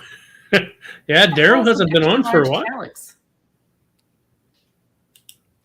Extra large Calyx. Extra large Calyx. What is that? That is like no. I mean, they have what do you call it? They have a where you just take out one of the pieces. Yeah, I got a Calyx behind it. Take out one of those, to where you could use the wide side, but then you have to lay it on its side. It's structural integrity, like. Yeah. I mean, it's IKEA furniture. If you're taking out a piece, it goes off the shelf, which means I don't see it as often, which means I don't play it as often. So make it fit. I'm sure Funko Games loves that we've had their game just sitting here and not talking about it at all. But it's really not. It's so far scrolled up, you can only see barrel. So barrel. Lock, shock, barrel. You can't see that? Texas Chainsaw Massacre? Yeah, but you're talking about Funko. Oh, I'm talking about lock, shock, and barrel. Oh. What? I don't know what you're talking about. Up above it. Yeah, that one. It's Nightmare Before Christmas. Seriously, Chris? Are you fucking with me, or it's all you right. really don't know who they are? I don't know what you're talking about. Have you watched Nightmare Before Christmas? Oh, yes. Sorry.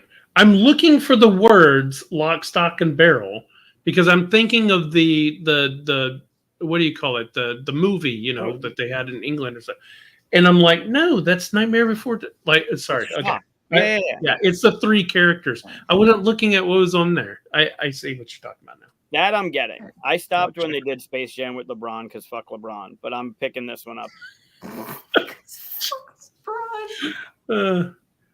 Yeah. Okay, that's a good timestamp right there. Nautilus Island. That looks fun. What is this? I don't know this one. Don't know. 20 Fox. You're shipwrecked, escaping a mysterious and deserted volcanic island. See, that's the paragraph that I would skip because that tells me nothing. It actually tells everyone nothing. End game bonuses, race, card game, exploration. Yeah, like that tells me more. I feel like that's a game where I'm like, cool. Go back up. Come on. That's hockey. We don't talk about hockey. Scroll past it, man. Come on. This is like literally top on my list. It's dice and hockey. Come on. I don't know how it plays. Is there a physical aspect to this? With the what? It's only $15. Yeah, I'm in. It could be absolute shite. I'm in. It's dice and hockey. I'll make it fun. It's a dexterity game to see how far back you can get from the trash can. And sure. Even better, bring it in. Bring in any dexterity component. I am here for it. I'm in. I want to know everything about that game. Go check it out. Whenever you go there, it's $15. I'm sure it's on my list. Yeah, go look at it. Galen's games I want to talk about. That's local to Syracuse. He's a Syracuse folk. He comes to our prototype days on Sunday. He supports GenCon.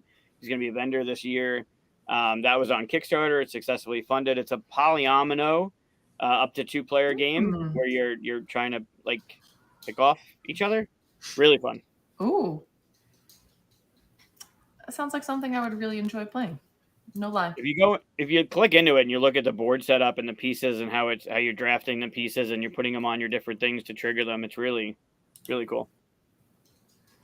Only these pictures.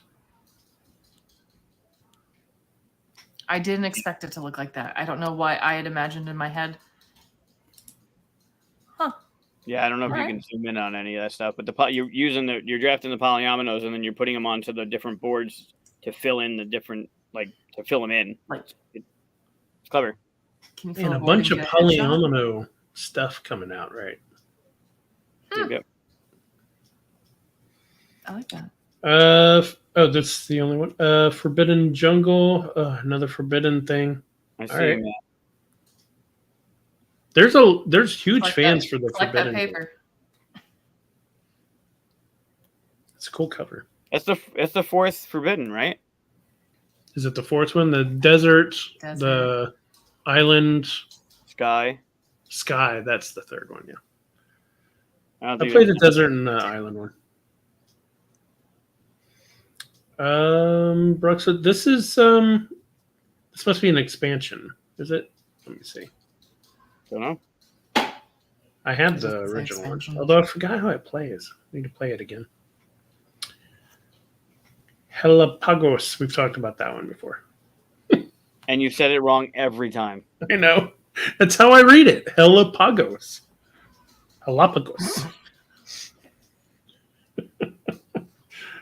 I have issues. I have this game. I have not learned it. I was about to learn it, and I watched a video, and all they did was talk like 10 minutes long about how difficult it is to learn. So now it's even further down the queue of learning games, which means I'll never learn it. It's unfortunate. Why do we do that?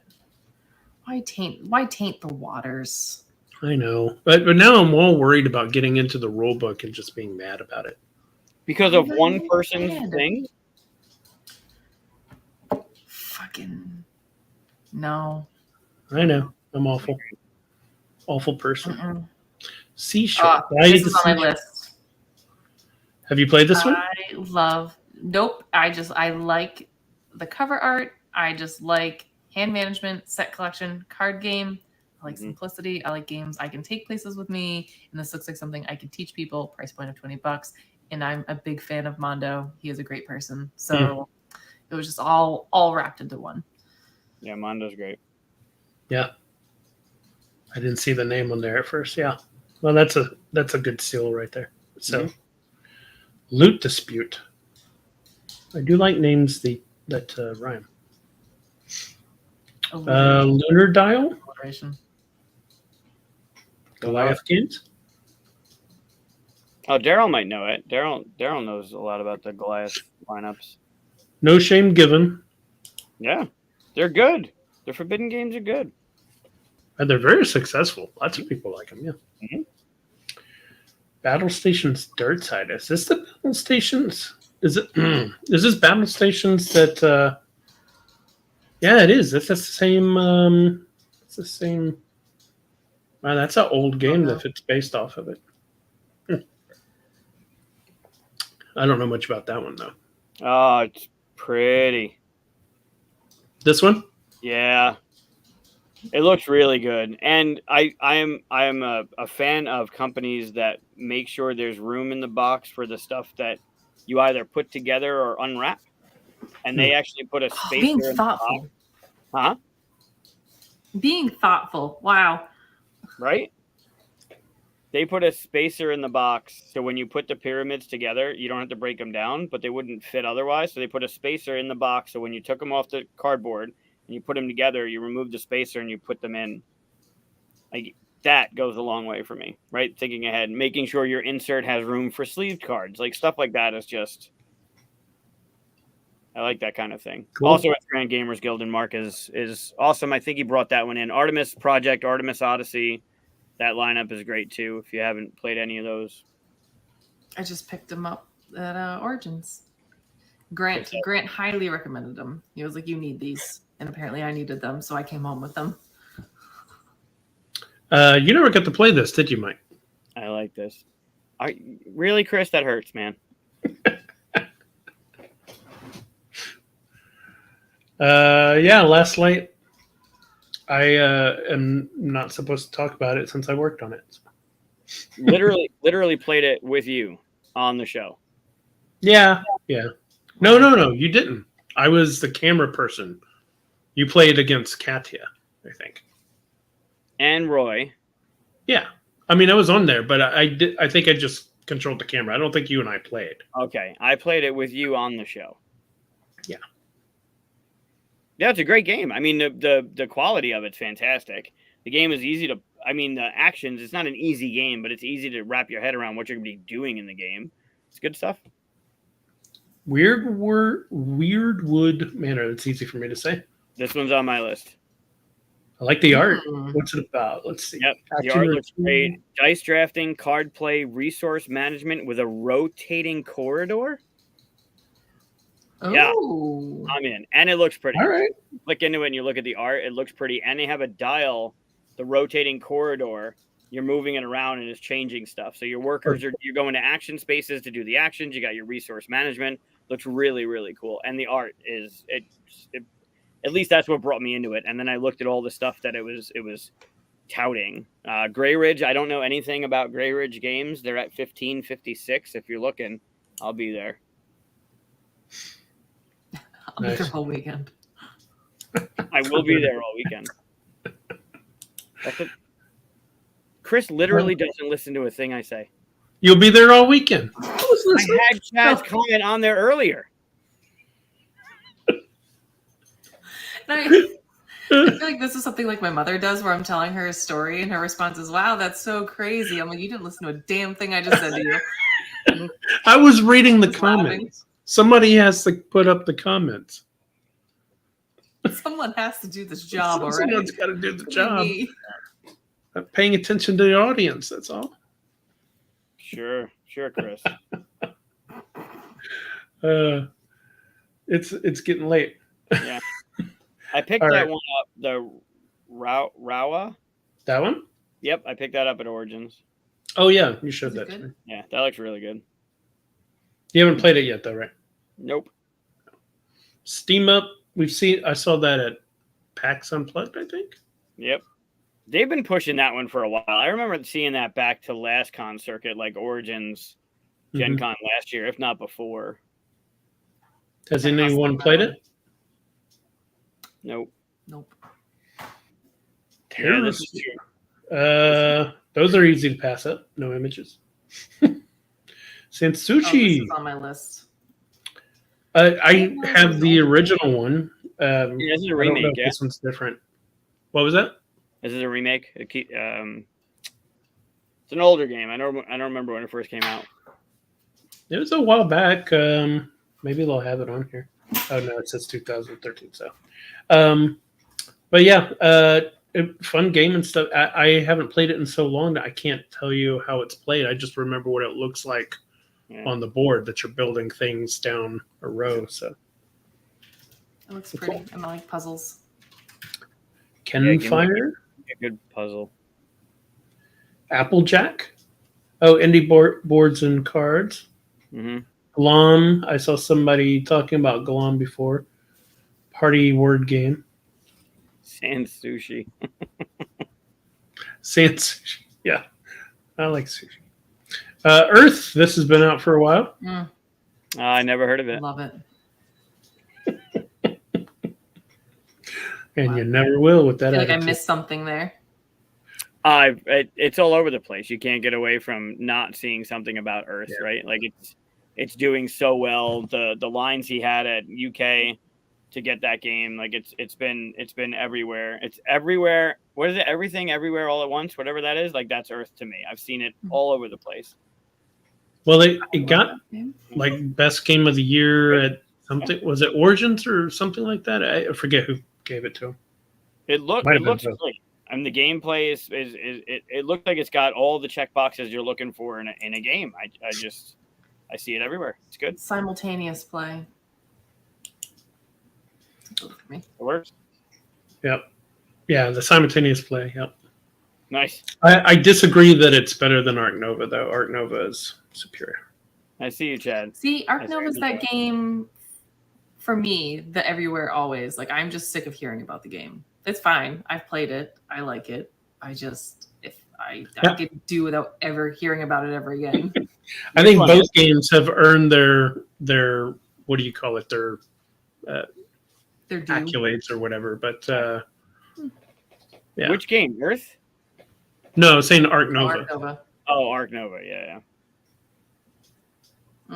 Dice Veggies. People are talking about that one a lot. I think you brought that up, didn't you, Mike? Yeah, it's on my list. Yep. See, I listen. What is this? Yeah, you do. Yeah, dice. So this has a really cool dice selection mechanism where there's a group of dice in whatever the grid is, and you basically are chopping the dice and selecting dice that way. Like you're cutting up what's on offer, like that whole diced, like a cleaver. You can go in. I split, you choose kind of thing. No, I think it's all out there, and then I'm just going to basically take my cleaver and I'm going to cut away dice and use them. And now the dice pool is now limited to what I took away, and then you're going to take some away from that. It looks really clever. Oh, so it's drafting, but you're using it. That's fun. The kids table is another one. Add it to my list. You got to. They're going to have limited quantities there. I've seen other videos talking about it. It's definitely going to be a hot one. The what? It's going to be a hot one. Oh, it's going to definitely be. It's going to be good. Also, they announced, just as a side note, they announced that they got, they're reprinting Wasabi. If you haven't played Wasabi or know Wasabi, it's more than a few years old, but it's a really cool game. And with that style and what they do, I mean, I know Helena's going to knock it out of the park, but yeah, it's another good one to keep an eye out for. This looks like a fun one. I like the artwork. It's kind of like 50s future styles. Yeah, a little retro. Yep. Action points. Aviation flight. Build and launch shuttles. Robin Hood. This has been out for a while. Oh, it must be expansion. Yeah, expansion. Yeah, it's a different one. Also, the cover of this reminds me of Danielle's Facebook image. Oh, with the hood? Yep. I'll take it. I was just talking about it. Oh, probably this one. They're on a bit of a delay, so we're probably talking about that one, Yeah. Exits. Still play Exits? I have like 4 or 5 now that I just haven't gotten to. I used to play them all the time. Yeah. Might be seeing the end of that trend. Andor expansions. Have you ever played Andor? Yeah. Andor has this weird like it's got a lot of cool stuff to it, but it's got this weird timing mechanism where you're all cooperative, so you're trying to get to some point get to some point or something to finish together, and killing monsters actually hurts you in the time thing, which kind of goes against the theme, and that's the thing that's always kind of rubbed me the wrong way on that one. But My City, I've heard a lot about this one. I haven't played it. My Island, I'm very excited for My Island. I loved My City. We played this, we sat down and just juiced through My City like it was going out of style. Really, really enjoyed that. So this is top of the list for me this year. Oh, cool. Nice. I get to find both of them. Noobs in Space. It's funny.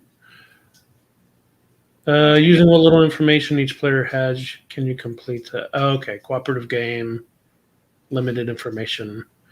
Galaxy Rush Horticulture? Nope. They look cute. Another Dixit? Oh, Disney Dixit. What? Because we need more. Disney's starting to reach into the board games quite a bit, right? So Forest did I tell you a story from Gathering this year about that Disney Dixit? You might have, and I didn't listen. Probably. So I was talking to someone who's promoting that game, and I'm not going to say names, but they were telling the story about how they had to go, like they were on a trip, or they had to go as part of the job to go take pictures for the game, like they were promo pictures or whatever it was. You're looking at your website. Sorry. They kept saying that the way that they were saying Dixit Disney, and then they were prefacing that with pictures, and then it was pictures of Dixit Disney. Like, why are you taking pictures of people's penises at Disney? Like, you're probably going to get kicked out. But the way that the conversation was going, You're going to be on a list somewhere. Oh, it was so great. We were cracking up. They were just there taking pictures of Dixit Disney, and we were like, Dixit Disney? I don't understand. It was. I think Daryl was part of that conversation. Everywhere. Oh, you don't want to play Dixit Disney? I don't want to be the person that's tasked to go to Disney and take pictures of it.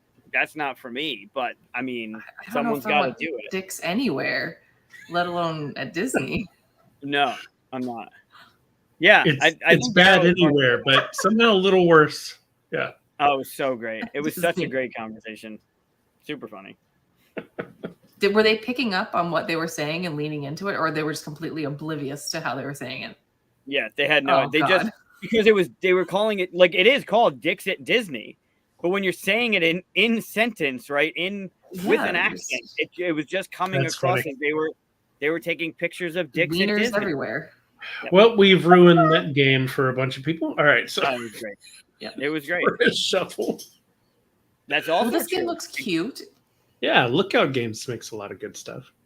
Yeah, Lookout does. You know about this, right? Talking about dicks. Yeah, that rock or mushroom or something like that. That's penis shaped or something. Phallic. Yeah, sandcastle and all the towers, because they wouldn't let the artist put their name on the thing. So they were like, "All right, fuck you." All right. Anybody know anything about Forest Shuffle? Chaining. Nope, it looks cute. Chaining games. Yeah, chaining card game. Expedition. Wow, that's a little box image for BGG. It's actual size. The sheet. Lucky Duck Games. Cosmic. I've heard about this. I don't know how it plays or anything though. Area movement and management. Lucky Duck always has a good booth. They had us Cardboard Alchemy there for PAX year. They were great people. Mm-hmm. Wonderful World. Oh, expansion for Wonderful World. Did you ever play It's a Wonderful World? I like it. I like it a lot. Yeah. I don't know if it needs more expansions, but yeah. My show. Have you played the Shelfie one yet? Mm-hmm. You have? We've talked about it. So what was it like? So it's very puzzly. It feels, so it's funny. I played this and Phil's rendition of Tetris all in like the same week, and they felt very similar. Like you have to create patterns, like you're given a pattern, like your secret objective, and you have to like fill your shelf to like match the pattern, but there's like overall objectives. You want to make like clusters of like certain items within your shelf and you drop them down, and it's very much like a Connect 4 style thing. So it's very clever, and it's very family friendly. It's easy to teach, and it has I'm going to say this as very table sex appeal. Like people see it and be like, "Ooh, what is this?" Yeah. It's very marketable. It's still fun. Like sometimes I see games like this, and I'm like, okay, there's a gimmick to it. There is a gimmick to it because it is. If you look at it, and it looks different than most games, but it actually is fun. And I really like his Tetris game, his like tabletop Tetris version of it. It is very good. I give it as gifts for kids within our friend group because it is just. Because everyone knows what Tetris is, like like inherently how to play it. So it's another one that's approachable for people who don't actually play board games. Yeah, cool. We talk about companies. We talk about companies that like as soon as we see Blue Orange, we're like, we're in, or Devere, we're in. Anytime I see a Phil game, like I know it's gonna be good. It's worth it. Yeah. He has his own line of kids games now, and they are so clever. I am a big fan of his games and the kid stuff that he puts out, and it's all like eco-friendly, and it has like a whole, I wouldn't say like curriculum behind it, but it explains like how you can ease your kids and how the game grows with your kids. It's almost more like meant as a teaching assistant too. He really put a lot of thought into his games, especially for kids. Yes, Matt, it's 119 today. Thank you for reminding me of that. Not real. I know Chris just put this up, but that's a good way to describe some of those games. Yeah. Oros, I just played some of this. Mm-hmm. One, I don't understand. Two, the game super great. I really like this one. Yeah.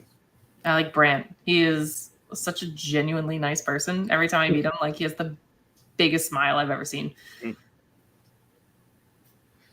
Mayday has Ahoy Kitten. That one? Nope. Fate Forge. Hamlet. Oh, they already had an expansion for that one. Wow. Yeah. So I played that. I backed it and got it. Has anyone else played it? Nope. No. It's a fun game where you're building a little, village kind of thing, but they have this cool, like where you put the tiles of what you're building it together. And what tiles you built, you have to have little mules and carts in between to like bring the stone over here to build onto this spot and stuff like that, So it's pretty interesting. I need to play it again. Yeah, that's the original one.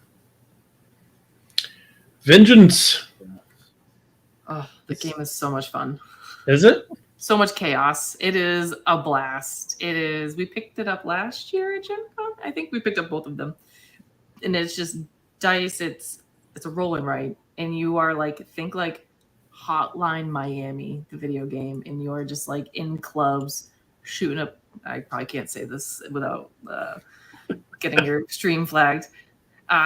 Provoking violence in clubs, and there's like gang bosses, and it just feels freaking good. Why roll and write when you can roll and fight? I like that. You fight. You have different moves, and depending on what your dice rolls are, lets you do like armed moves, unarmed moves. You like sleuth around the area. Mighty boards. Location 366. Yeah, I would go look at that if I were going.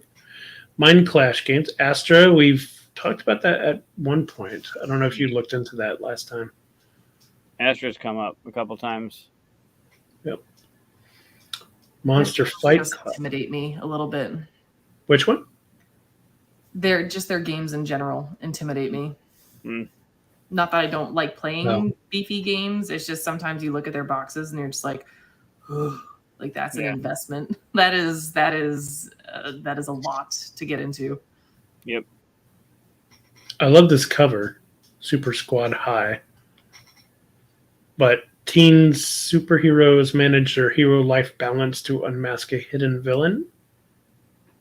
Cooperative game hand management. It's kind of like they wanted the Teen Titan license, but they couldn't get the publisher to do it. Oceans. It's expansion for Oceans. Yeah. Overlords of Infamy. I don't know anything about that one. It's been around a minute, like a few years back. Yeah. Oh, 2017. Yeah. Have you played it? No, I know about it. I met the designer. Seems good. I don't know. I don't know much more about it. Small and unlike most Minecraft games. Ooh. That's a hefty time. Oh yeah, hefty time commitment. That's big. Yep. Point Games makes fun stuff. They're great. I don't know about these, but I would check them out. Yep. Ascendancy. Nope. Art Project. Yeah, nothing. Disney Sorcerer Arena. See more Disney. Yeah, it's super. I don't know if you played that Sorcerer's Arena game. It is really fun. My only real gripe with it were the dials. The way the dials like functionally didn't. Terrible. Yeah, terrible. That's really the only misstep in the game. Like the way the cards played, the way the turn went. Like it had that socket in, so you knew whose turn it was. Like it all was really cool and clever and fit the theme and fit the character. But that dial system was just a misstep. So bad. I didn't realize the art project was Vincent Dutrait, so that makes me want to look at it twice. Yep. Perfect Wave. Wow, there's a lot of games here. What the Cup? Yeah, what's with What the Cup? What is that? I've seen that a lot lately. What the Cup? Do you know anything about it? I know nothing about it. I haven't even heard of this. I'm trying my best not to make a joke, so move on. No, don't do that. No, I don't know anything about it. Social bluffing dice game featuring handheld dice cups and fierce competition. It's just like dice and solo cups. But is it like liar's dice where you just like it gives me the impression that you're gonna roll something and lie about it, but it looks like it's a it says deduction, take that, bluffing. That sounds like liar's dice. Right. That's what I'm thinking. I don't know anything about that. Osprey games. I agree with Chad on this one. Accurate. Misstep. Any of Osprey games jump out at you? Undaunted? I just got Battle of Britain in the mail, and I cannot wait to put my hands on it. Nice. I'm a big fan of Undaunted. Todd and I are just finishing Normandy right now. That good, huh? I enjoy it. It's one of those games I was describing at the beginning of the show. Looks boring as sin, boring as hell. It is so much fun. It says deck, bag, and pool building. All right, I'm already in with that. So dice rolling. It's a tactical deck builder where it's just 1 versus 1, and it's a war game. You just fight it out, and so it is a campaign based. It is like scenario based. In each scenario, you have different objectives. In this one, I'll put it nicely, we're playing the good guys versus the bad guys, Normandy. But it leads you down a story, and you're like fighting it out. I think there's 12 scenarios in that one, and I don't remember how many are in Battle of Britain. But it's just very clever in the deck building system. I love deck builders. I am very much a sucker for those. Oh, it's interesting. I haven't heard anybody really talk about it. Not that I mean, like I hear everything everybody's saying, but after us, the more Dutrait. More Dutrait. It looks awesome. There's a lot about that one. I have one on here. I think you. This one? Which one? Not that one. Beacon Patrol. No, not that one. Q-Birds? Still not that one. Is that like Cubito? No, it looks more like the dinosaur one. This District Nor? No. Jesus, what did they have coming out?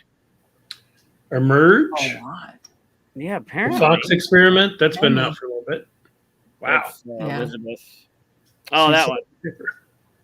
Sea Salt and Paper? Yep, that one's on my list. A few delicately folded papers and a whole marine universe comes to life. Yeah, so it's hand management, push your luck. But if you look at the cards, each card is its individual photo of origami that was made for the game. Oh. Yeah, it looks really pretty. Huh. Like each of the cards Origami. has origami on it, and I don't know how you're splaying them out or how you're doing your points in that game. Yeah, it looks really, really pretty. Like it's worth click into it. It's worth bringing up some of the if Sure. especially for the price point. Like I'm sure it's just a smaller card game, but Oh, that is so pretty.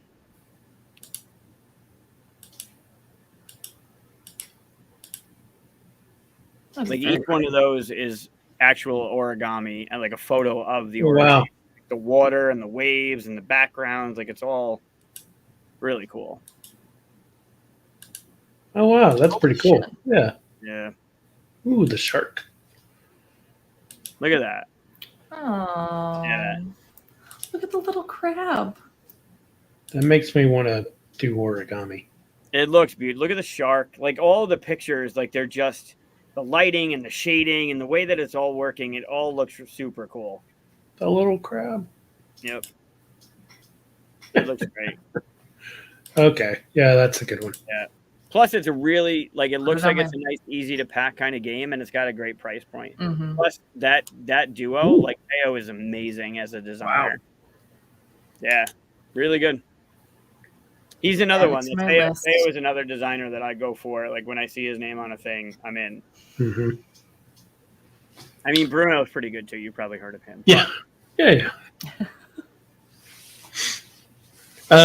Distilled, I've heard a lot of good stuff about it. It's one of those that just passed me by, and it's one I'll hit too many years later kind of thing. I'll never forget your pronunciation of that game company either. What'd you call it? Perversion games.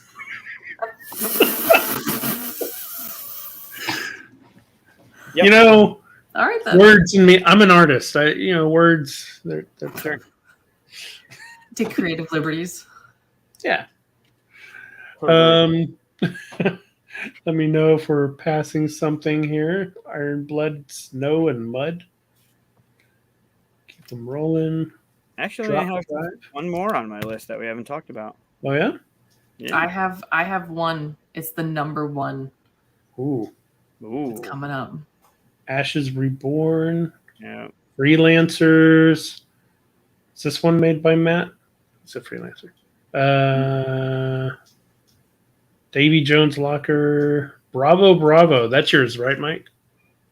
It's not. Oh, Link 2. We've talked about that one, didn't we? We have actually. Jason gave me a copy from Origins of the food one, I think. Yeah, there's a different travel one right here. That was a neat idea. Yeah. It was. Well, Miller Zoo is getting some buzz at Origins as well. I saw a lot of people walking around with that. Miller Zoo. Who's this again? Oh, Randolph.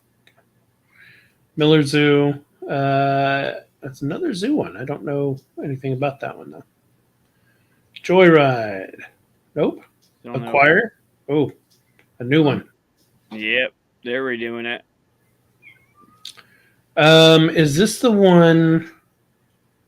So I wonder. I just want to look real quick because the Acquire I love is this one that has the plastic buildings that go on top of it stuff. I don't know if they're remaking it to look like it. Yeah, this is the original, not original actually, but that's the one.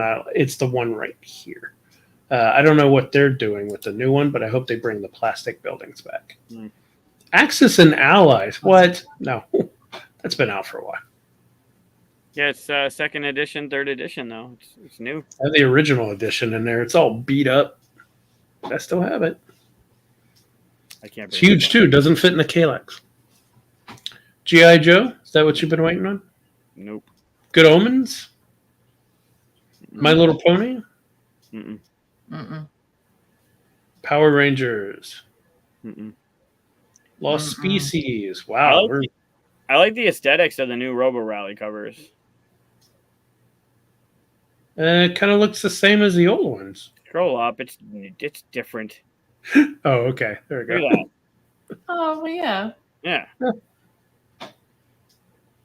Wow, I haven't. That played game Robo makes Rally. me irate.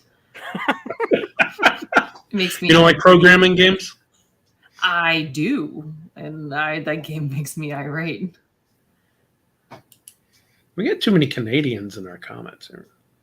That's not. I think it's all Canadians. No, it isn't. You're just mad because they're not suffering in your 120-degree weather I right now. am. I am. Yeah. I even thought that when Matt asked, I was like, "You don't get to ask me. You're in Canada." It's nice up this way. Mm-hmm. Avant-garde, is that it? Still no. Why don't you just tell me the game that you want? Because I want the excitement of seeing you scroll to it. Yep, you're going I'm through. just gonna scroll past it. 3 of these fuckers. Great. A bunch of Unmatched. Man, that's been. If you haven't, I haven't played Unmatched. I played the Star Wars Duels that it was kind of based off of, right? Right. But I would like to try the Unmatched ones. Have either of you played Unmatched? No. Lawyer Up. I can't say. I would totally skip that theme paragraph as well. Yeah, I would say that's I- one of the worst boxes I've ever seen on a game. Like, it's got no branding on the sides. You have no idea what company, what game it is. It was very. I'm sure the game is fine, but the aesthetics of the box, not so much. This is actually. can't say I am drawn to that at all. Yeah. This is weird. If you look, this is season 1. It looks kind of like that kind of art, but then second art looks very comic bookish. Everybody's pink. Yeah. Weird. Good for them. Wait. Seas of Havoc. We talked about that one, didn't we? Maybe. Hmm. Possible. Wild Gardens. No. Nope. Looks pretty. The art What's looks coming? Decrypto. Have you ever played Decrypto? No, I probably should. I've heard great things about it. I got it and I learned it and I took it to a game. Like I learned it on the way. It's one of those real quick, like 2-page roll kind of thing. And I learned it on the way to a game thing. And then we didn't end up playing it. And now I don't remember how to play it. And Oh, I hate that. yeah. Here it is. Go back up. There's my number one. Oh, Sky Team? Oh, really? So earlier when I prefaced this list saying that when I went through this list, I felt like, I'd seen a lot of the stuff already and, I was but didn't necessarily feel super excited for a lot of things. Just I knew about them. I had no idea what this was. And the fact that it's 2-player and I have big dreams. I love flying. I someday want to fly my own plane. I want to get my pilot's license. And the fact that this whole thing is basically you and a co-pilot landing planes at different airports around the world, and each one brings different challenges, and it's a dice rolling game, and you have to manage your dice to do different things within the aircraft to successfully land it and fly it. Oh my God, just the description of it. I read it and dear Lord, was it sexy. I was very much into it. It's a cooperative game. You fly and land planes together, and it looks so clever. And I hope it is not shit. No, I don't care if it is shit because I'm still gonna play it. I love the art. Worst game in the world, and I would be excited for it. I love that it's got blue and orange dice, so I'm in. Table sex appeal is high. There you go. It is mega high. It is. Whew. If I do not play this game at GenCon, I will rage. I will rage and I will hurt people. Is it available? Or is it just demo? I think it. I don't know. Was it August release? I think it had on the October. It says it's for sale. 30. Well, I will be there first thing in the morning, just like a little good girl with a lunchbox. Hi, I really location want to play this game. 2329. Nice. I will be there. Yeah, Scorpions hit it. Decrypto at Origins, they had a giant version. It was only $65, but it was a big version of Decrypto, and the box was huge. It's a good one. It's one of the better of the word, the deciphering kind of games. Yeah. Yep. Redwood? It's kind of cool looking. Sit Down also, the art and the production value of their games is usually high. Yeah. This game looks incredible. Yeah. Looks nice, yeah. Line of sight as a mechanism. You don't normally see that on board games that aren't like war games. Dungeons of Infinity. What was that? You're taking pictures in the woods. You're taking pictures of like animals and nature. Yep. Red Dragon Inn. Another one? Yeah. Battle for Greyport. Did something happen at the Red Dragon Inn I didn't know about? Yeah.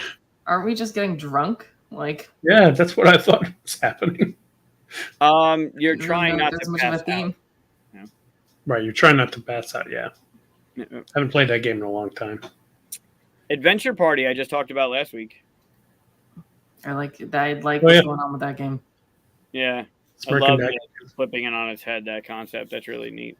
I read this as Brexit at first. Definitely not. The Hexed. Yeah. Apparently, that's hex without the grabbing the totem stuff. If you played hex. Mm-hmm.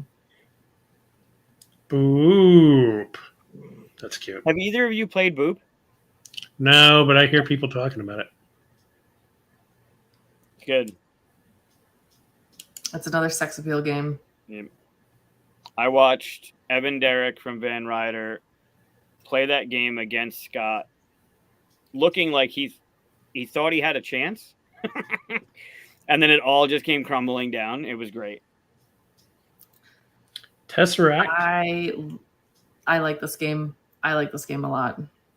Another sex appeal game. Just there's a lazy Susan filled with a cube of dice, and you are drafting dice from that cube, but you kind of need to strategically do it. Think like Jenga style, minus the dexterity aspect, and you use those dice to make patterns, and it's like a set collection game.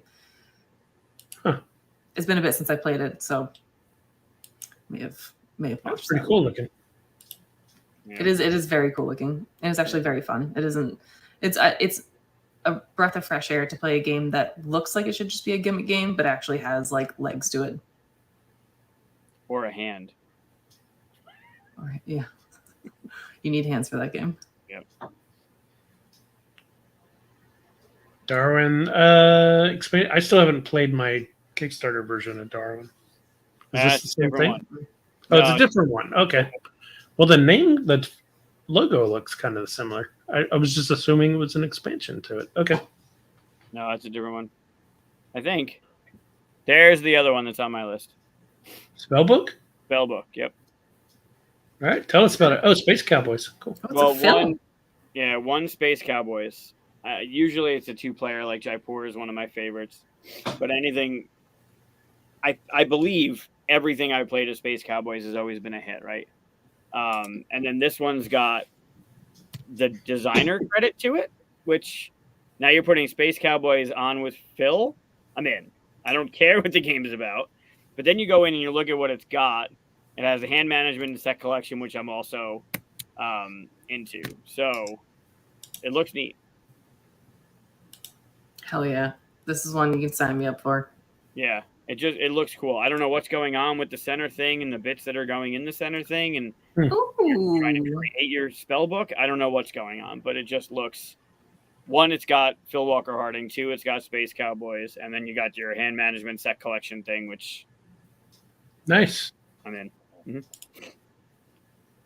Yep, I would get that one. Yeah, it looks great. Expeditions. Have you played this one? It's so good. I love this game. Oh, really? I pre-ordered it. I like this more than Scythe, and I've played a lot of Scythe. I've cried over a lot of Scythe. And all of my gripes with Scythe, they fixed in this game. Wow. It is. I'm trying not to gush too much over it because this is definitely gonna be one that's gonna be in my top 10. I feel, but I like player interaction when the game is all about player interaction. But the fact, like my game group, we very much play our own game, especially with Scythe. Like we do our own resource management. We do our own thing. So whenever someone fights, it almost feels wrong. Like you're like, why did you do that? You like went and fucked up my whole game. But I like that when the game is just that, where you're just butting heads. Expeditions completely takes that out of it. There's no mystery when someone's going to drop stars. Like, you know, when the game is going to end, you can plan for it. There's just, it is way more calculated than base Scythe, first Scythe. And I enjoy that way more. In Expeditions, I played it at Gamma, and I immediately was like, this is it for me. This is a game for me, 100%. I'm sold on that. I love Scythe as well, so I even play it on Steam all the time. Yes, that's good. Mm-hmm. Clever forever. It's fun. I got this. I still haven't learned the expansion, but this is a game I've put on my list many times, Path of Light and Shadow. This is my favorite deck builder game. I like this one. I feel like I didn't play it enough.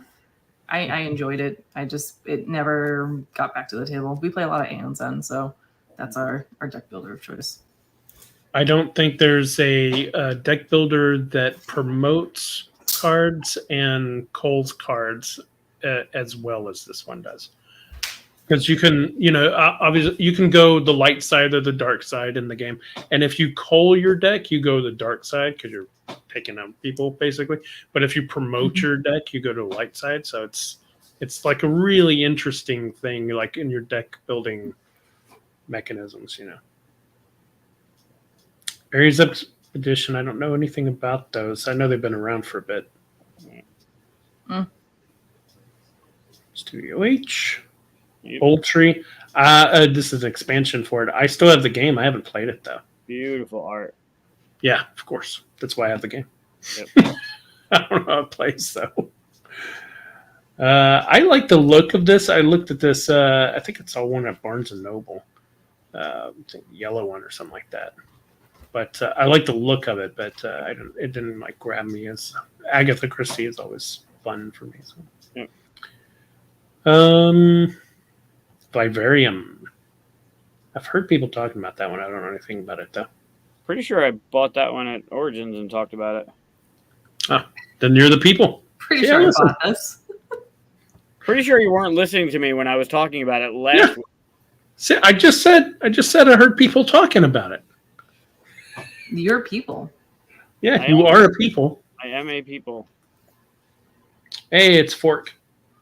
I played this. The Kickstarter went off. I played this at GenCon in the airport with the designer for a while. It's a fun little game, small card game.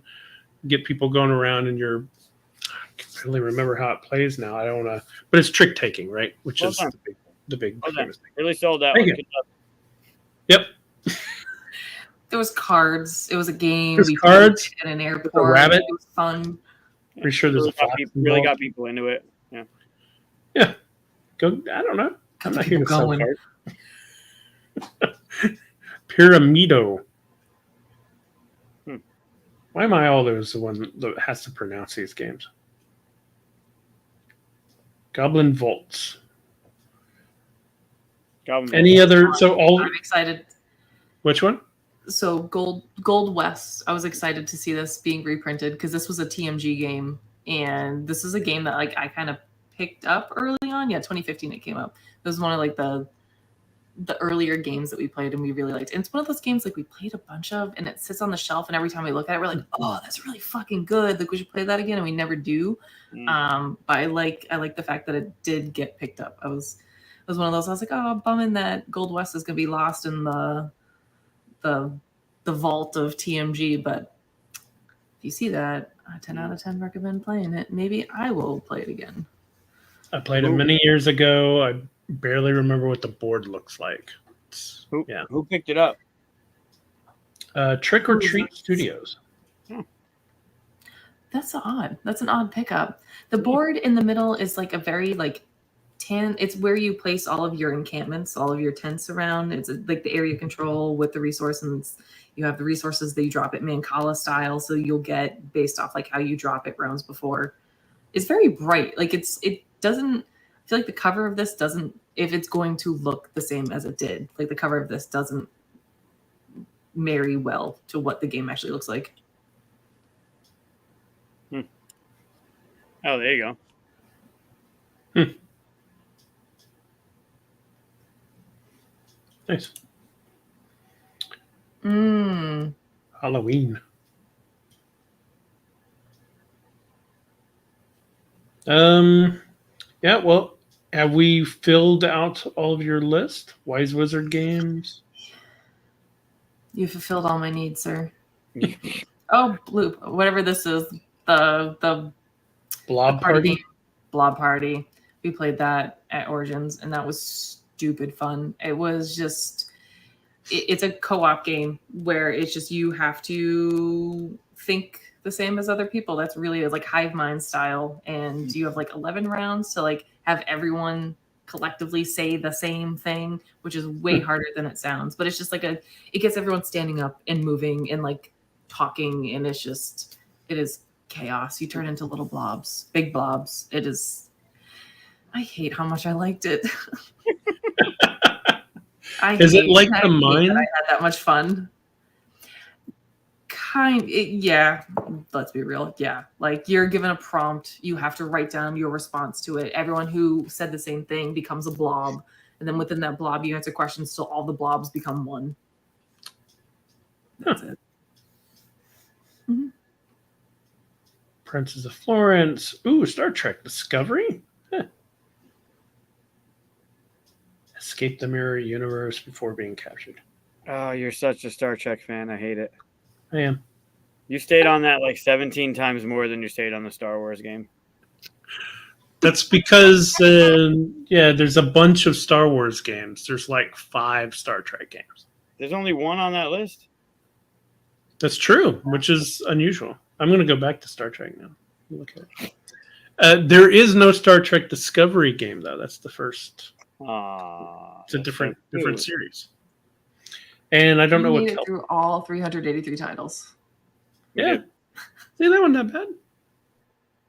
Yeah, there you go. Oh, you did breeze by. Oh, we did the same thing again. You did breeze by one that's on just as a note, just in case we didn't talk about it. If you go up to Upper Deck, that was just now. You could have stopped me. I know. You breeze right through it because you like to, just go best stuff. There you go. They're doing Legendary Matrix. It's not. Yeah. I've never played Legendary before. Have you? Yeah. Nope. Great. You ask a yes or no question, you're going to get a yes or no answer. Come on. This is why I don't listen to you. I know. No, they're good. I think it's weird. Like the original Legendary, the Marvel one, like it's just weird because it's co-op, but it's not co-op, but it's not semi-co-op, but it is. But then they did the Big Trouble in Little Tokyo or Big Trouble in Little China, whatever one that was. The Predator one. What were the other ones? So many of them. They have a lot of good IPs. Yeah. It's just really neat to see the Matrix one. Also, the one that it's like you got to download the winning deck. So I'm curious how that's all going to work. Are you going, Alan? Alan, you're not going to GenCon, are you? No, but you'll be able to get all these eventually, right? Yeah, of course. Oh, I think I saw that. It was like a walk-in area, and you could see the code falling down. I didn't even. Was this at GenCon last year? Yeah, I didn't even see it. I thought that was at PAX U. That might have been GenCon. I didn't see it there either. Apparently, my head was so far up my ass. I feel like I would have recognized that. I didn't see it at all. This year, I'll be there in the Matrix. It won't even be the Matrix. You'll be looking for the Matrix. It won't be the Matrix. God damn it. Says, yeah, it was huge too. Yeah, I remember that. I didn't remember what it was for, but yeah, cool. That's awesome. Yeah, I'm curious about it. I like the idea of Legendary, and I like the idea that it says to download the winning deck. I don't know how that's all going to work, but if it gives it a fresh spin on the Legendary engine, then that'll be fun. All right. Well, when the guest starts yawning, that's when we know that we should. Sorry. No, that's fine. We went long. We went long. We did the whole thing. No, it was Chris. Blame Chris. My internal clock saying it's nunny time. No, blame Chris. It was Chris. 100% me. You know what? Can I just say, this is the most prepared I've ever been for a convention. Not gonna lie, I never do this. Like, I never review games ahead of time. I go in blind and I just let the excitement capture the moment. I feel like I am so prepared for like, I have a plan of attack. I have strike points. I feel like I can speak about things and not sound like a moron. Still will sound like a moron anyway, but you have prepared me for a great week. Nice. You're going to have to come back on and tell us how it went versus going to GenCon without preparing. I'll let you know. I'll give you the full report. Okay. Yeah, 42 hours. Yeah. That's funny. Well, yeah, this is typical of us going this long sometimes, so not your short kind of information, I guess.